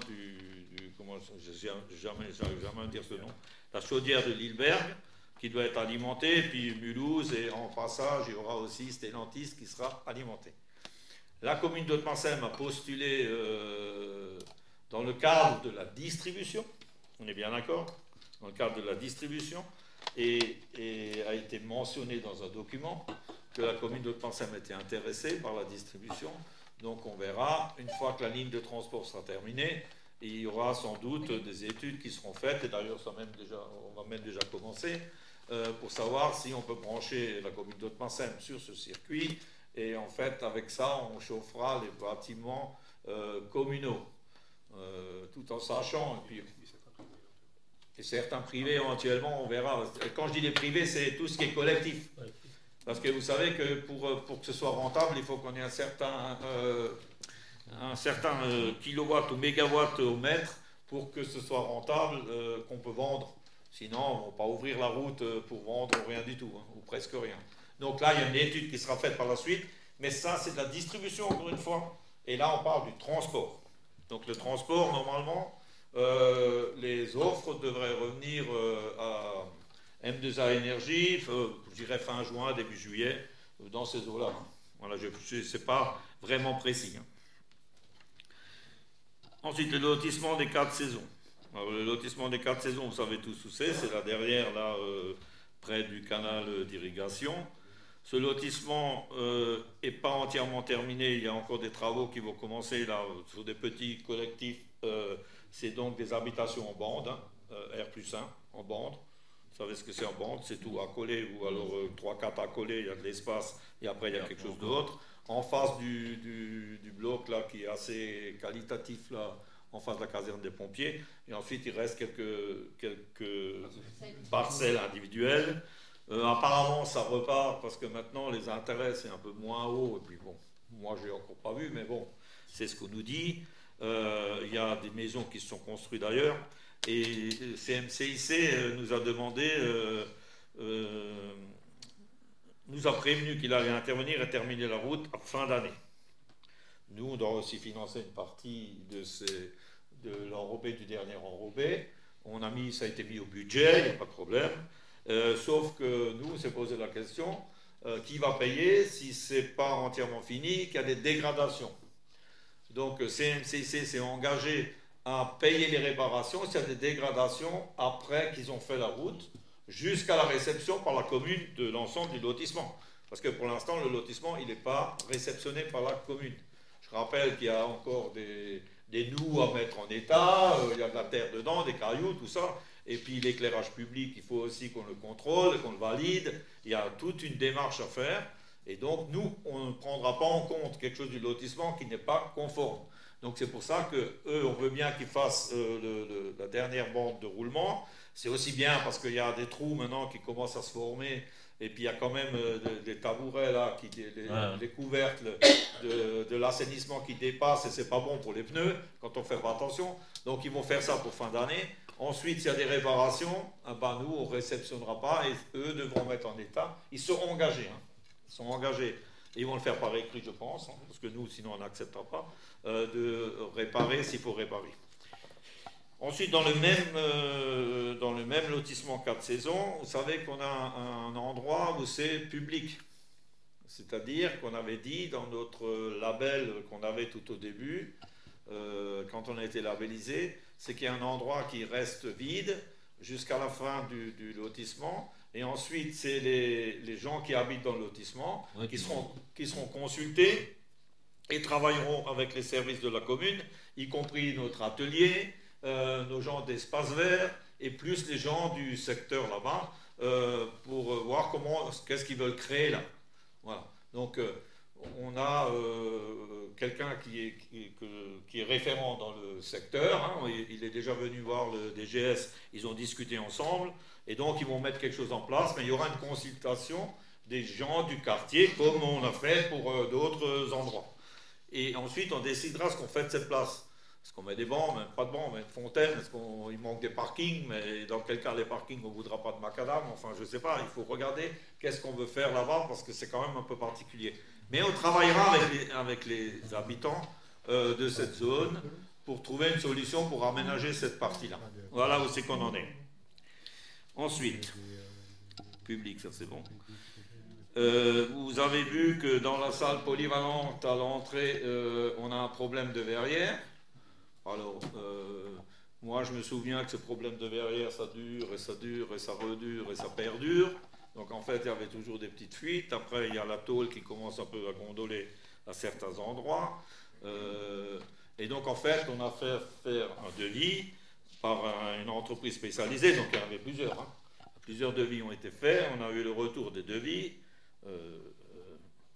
Ok, on ne va pas dire que c'est cher. C'est toujours cher quand on doit dépenser de l'argent, vous l'avez compris. Sinon, ce n'était pas la peine que je vous dise ce que je vous ai dit avant, hein, au budget. Donc on a un prix. Une entreprise sérieuse parce que cette entreprise a aussi travaillé pour nous, et on sait comment elle travaille, parce qu'elle a fait la couverture de la maison de santé, hein, à l'époque. Hein. Sauf qu'avant de faire les travaux, on veut quand même faire une note de calcul pour être sûr que ce qui est en dessous de la tôle, de poutre et tout ça, ça tient et que c'est conforme avec ce qu'on va mettre dessus. Ouais. Puisque nous, ce qu'on voudrait faire plus tard, c'est aussi peut-être l'utiliser pour faire du photovoltaïque au-dessus. Voilà, on n'aura plus de verre, on ne va pas remettre du verre. Hein. Le verre, ça bouge de trop et en fait, on a plein de fuites partout. Et on risque aussi un jour de prendre un morceau de verre sur la tête, quoi. Hein. On ne va pas faire une toiture avec encore un filet, plus un autre filet pour protéger le filet, quoi. Ouais. Et c'est pour ça qu'on a mis en sécurité et qu'on a interdit, on ne loue pas cet endroit-là tant que ce n'est pas réparé. Donc on attend la note de calcul et ensuite on prendra la décision, parce que je crois même qu'on a mis au budget. C'est mis au budget, donc on pourra faire les travaux et nouveau ouvrir l'entrée de la salle comme ça doit être fait. Donc ça devrait arriver, je ne sais pas, incessamment sous peu, quand on aura la note de calcul. Hein. Ensuite, ça c'est bon. Ensuite, vous savez qu'il y a le restaurant de... Comment ça? L'étape romane, hein, non, la route romane. Mais qui ne s'appellera plus comme ça s'appelle chez Kelly. Vous avez vu là, il y a des panneaux là, hein, un peu partout. Alors, c'est l'ancien, c'est le restaurant de l'Azotel. Moi, j'ai été invité pour visiter ce qu'ils ont fait. Bah, je peux vous dire que moi, j'ai connu avant et j'ai regardé ce qui a été fait maintenant. Mais là, je suis tombé à la renverse. Hein. Ça n'a totalement plus rien à voir avec ce qu'il y avait avant. Hein. C'est vraiment là, on voit qu'il y a du professionnalisme dans ce qui a été fait. C'est des gens qui savent ce qu'ils font. Et voilà, donc c'est un endroit magnifique. J'ai regardé un petit peu la carte, c'est sympa aussi. Les prix, d'après ce que j'ai vu, c'est abordable. Hein. Je dis ça comme ça maintenant. Et en fait, après, il faudra négocier, bien sûr. Après, il faut faire la différence entre un casse-croûte et puis aller manger au restaurant. Hein. Ça, moi, je ne peux pas le faire pour la même chose. Voilà. Mais en fait, normalement, ça devrait ouvrir le 8. S'il n'y a pas de contre-temps, le 8, ça devrait rouvrir. C'est ce qu'elle m'a dit. Incessamment sous peu, on va faire de la pub là-dessus. Ensuite, il y a notre fameux tabac, que vous connaissez tous. Le fameux tabac d'Haute-Massagne. Bon, moi j'ai rencontré déjà cette dame avec M. Crusseron, le DGS. On a écouté un peu ce qu'elle avait à nous dire. On n'a pas trop compris tout, mais bon, on a essayé quand même. Ensuite, il faut savoir que nous, on ne peut pas s'initier, ce sera le cas pour une autre entité de la commune. On ne peut pas s'initier dans des trucs privés. Ça, c'est pas possible. En fait, ni financé, ni quoi que ce soit. C'est strictement défendu. Donc on est au tabac, ça fermera apparemment en juillet. Là, elle a décidé, elle ne fera rien d'autre, en juillet c'est fermé. Donc le tabac, elle va pas comment je vais dire ça? Le tabac, c'est géré par les douanes. C'est ce qu'elle nous a expliqué. Le tabac, c'est géré par la douane. La douane a beaucoup de retard dans les dossiers et ça va mettre au moins 9 mois jusqu'elle pourrait basculer le tabac à quelqu'un d'autre. Donc moi je lui ai quand même posé la question parce qu'elle m'a dit que bon, les gens vont acheter des cigarettes en Allemagne, c'est pas normal, il faudrait qu'ils aillent chez elle. Moi je peux pas dire aux gens qui fument, allez acheter des cigarettes au bureau de tabac, enfin je sais pas. Déjà moi je fume pas, donc ça serait très très malvenu. Et deuxièmement, je voulais quand même m'assurer pour savoir combien ça coûte. Donc j'ai demandé combien que ça coûte un paquet de Marlboro là, hein. Je dis je prends un truc, voilà, c'était peut-être pas le bon exemple, mais bon, je le décide quand même. C'est 14 €. Non, c'était 14 € de mémoire. Hein. En moyenne, c'est 13 €. En Allemagne, ils achètent à 6,30 €. Donc, c'est sûr que là, c'est pas possible. Donc, elle garde le PMU et le 8,60 €. Ça, elle pourrait redonner à quelqu'un qui veut continuer, mais bon, c'est pas gagné non plus. Voilà. Alors, on a fait une chose quand même, on lui a envoyé le président de la CCI pour voir si lui, il a quelqu'un dans ses tiroirs, là. Après, ils s'arrangent entre eux, nous, on n'intervient plus là-dedans. Voilà. En tout cas, au mois de juillet, elle n'est plus là. Et c'était définitif, hein. Elle ne voulait rien savoir. Ensuite, la boulangerie, la fameuse boulangerie. Donc là, c'est pareil. On ne peut pas intervenir dans quelque chose de privé. Et la boulangerie, elle a fermé. Il y a des raisons pourquoi elle a fermé, que moi, je ne vais pas les citer ici parce que, justement, je ne peux pas m'initier là-dedans. On attend, parce qu'on entend des choses qu'on nous vient nous dire, on va rouvrir, on va faire. J'ai déjà dit plusieurs fois, maintenant, je ne dis plus rien. Parce qu'en fait, chaque fois, il n'y a pas grand-chose qui se passe. Et chaque fois, on revient au point zéro. Donc, on va voir comment ça va évoluer dans les prochains temps. Et sinon, il faudra peut-être qu'on trouve un moyen d'avoir, pour l'instant, une boulangerie, comment on dit ça, un dépôt de pain. Un dépôt de pain, peut-être dans un local qu'on pourrait mettre à disposition par la commune et quelqu'un vient livrer du pain pour que les anciens du village n'aient pas besoin d'aller à je ne sais pas où pour chercher du pain. Mais bon, il faut dire merci aussi à notre gérante du spa, qui elle, pour les anciens, prend de pain je ne sais pas où, et puis elle a fait un dépôt de pain pour qu'ils puissent garder du pain. Moi, je trouve ça bien de l'avoir fait. Mais elle ne veut pas faire une boulangerie, hein. Elle veut garder son magasin, c'est pas le but. Elle veut plutôt faire une boucherie, comme on a compris, mais pas une boulangerie. Donc voilà. Donc voilà ce qu'on va voir si on peut le faire. Sinon, on va faire un dépôt de pain, et puis on verra. Mais peut-être il y aura quelque chose, pas avant la rentrée, hein, à mon avis, je pense, hein, d'après ce qu'on entend un peu. Après l'auto-école, vous avez vu qu'on est en train de faire des travaux qui étaient aussi budgétisés à l'ancienne perception. Ça, c'est des travaux qui ont été mis au budget. On doit refaire l'ascenseur, on doit faire des travaux intérieurs pour remettre un peu tout ça au goût du jour. Il y a un peu de peinture et le sol, hein, je crois. Et puis il y a un aménagement des toilettes parce que c'est un ERP, ça va recevoir du public. Et donc ce sera une auto-école qui va s'installer là et qui sera là au mois de mai, juin, dans ces eaux-là. Hein? Voilà. Vous n'avez plus rien d'autre. Voilà, si vous avez des questions, je suis prêt à répondre. C'est pas une question, c'est aussi 2 points. Avec les enfants du CMU, on a planté des arbres la semaine dernière dans le cadre du GERPLAN 2024. Donc, je voulais remercier les agents communaux qui ont consacré du temps aux enfants. C'était pas facile parce qu'il faisait assez froid, il y avait beaucoup de vent, mais les enfants se sont amusés, ils ont été sensibilisés aux contraintes de l'avenir, notamment les vents violents et les canicules. Donc ça a été un bon point. Et avec Francesca, on a participé à la pétanque des élus. Ça fait moi j'ai vu que vous avez fait un bon score. Il arrive deuxième, Alexandre. On a vu ça, c'est bien. Donc c'était assez convivial. Il y avait des entreprises, dont la dame qui s'est occupée du buffet des vœux du maire. Donc c'était vraiment un moment agréable. Et il y en a une suivante le 29 avril à Bervillers. Donc si des gens sont intéressés,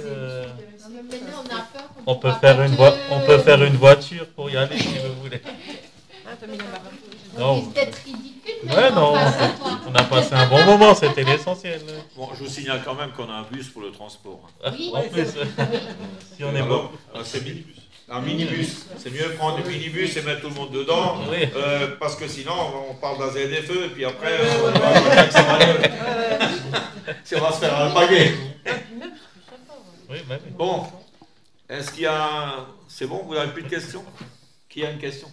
Non? Personne? Dans la salle? Quelqu'un a une question dans la salle? Oui, moi. Oui. Allez. Si vous permettez. Oui. Justement, M. Schlosser parle des arbres. Oui. Donc, vous avez planté des arbres le long de ruisseau, enfin du canal d'irrigation, oui. Est-ce que par hasard, vous en restez un arbre? Parce que vous pourriez en mettre un rue du cimetière, là, devant chez moi, là, il y a un trou. Il y avait un ancien arbre qui a été coupé parce qu'il était malade. Oui. Et là, ça veut dire que la nature va horreur du vide. Oui, on va regarder. Là, il y aurait un emplacement. Regarde.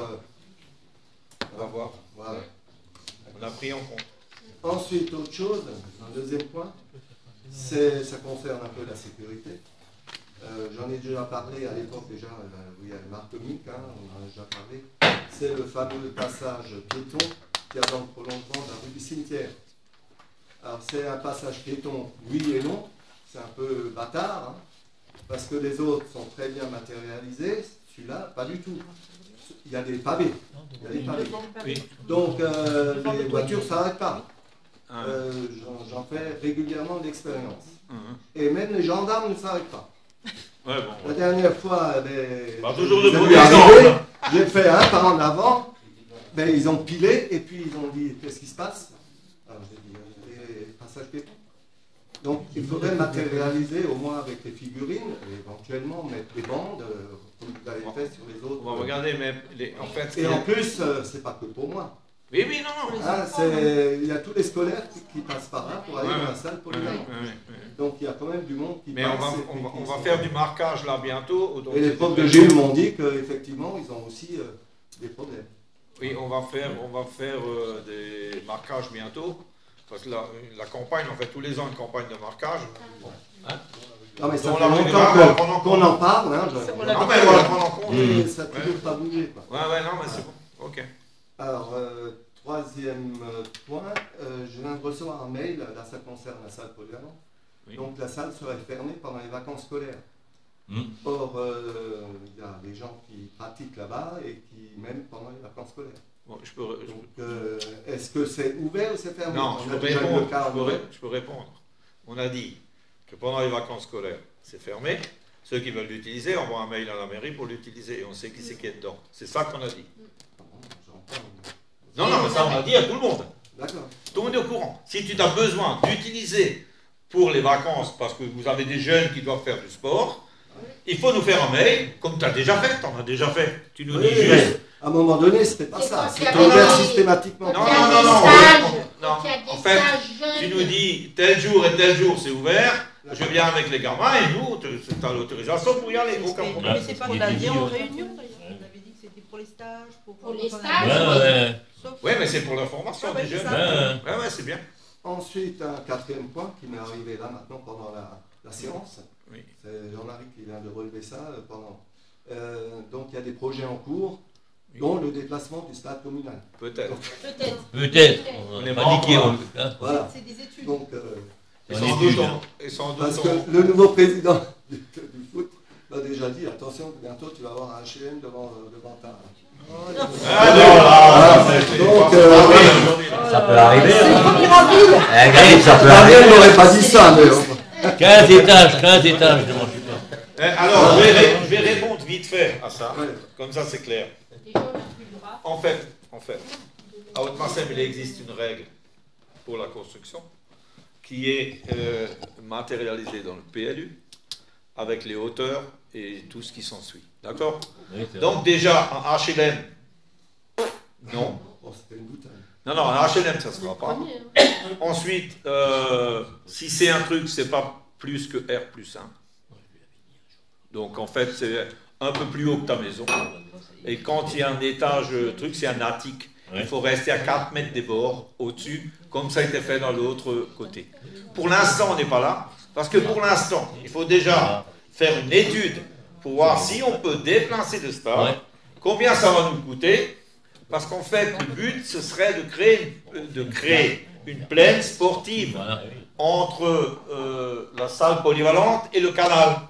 Mettre là-bas le stade, par exemple, peut-être, je ne sais pas, d'autres choses, de l'aménager autrement, un peu plus moderne, et d'avoir un truc peut-être en commun pour les clubs, où ils ont des vestiaires, où ils ont une salle, pour faire quelque chose de bien. Encore une fois, il faut bien écouter ce que j'ai dit tout à l'heure, on ne fera pas de projet qui n'est pas réfléchi. Et du deuxième truc, et là je terminerai là, avant de faire ce projet, on présentera ce projet, on ne décidera rien tant que les citoyens n'ont pas vu. C'est important, parce que c'est un centre-village, il faut faire comme il faut. Et pour l'instant, on n'est pas là, parce que je ne voulais pas dire comment que ça coûte l'école primaire, mais l'école primaire, c'est la priorité. L'étude de l'autre, il faut le faire pour qu'on ait des billes, on sait combien ça va coûter dans le futur, mais la priorité, c'est l'école primaire. Et je peux vous dire que l'école primaire, au vu de ce qu'on connaît, ça va prendre plus qu'un mandat, grossièrement. Peut-être un mandat. Allez, donc, en fait, pendant ce mandat, on ne fera pas encore comment t'as dit, un HLM au milieu de ça. T'es tranquille. Merci beaucoup. J'ai répondu à ta question. Voilà. S'il y a quelque chose d'autre, tu viens me voir. Pas de problème. Quelqu'un d'autre? Non? Ok. Bon, s'il n'y a plus de questions, je lève donc la séance à quelle heure il est? 20h25. 25. 27. Voilà. Merci à tous. Merci.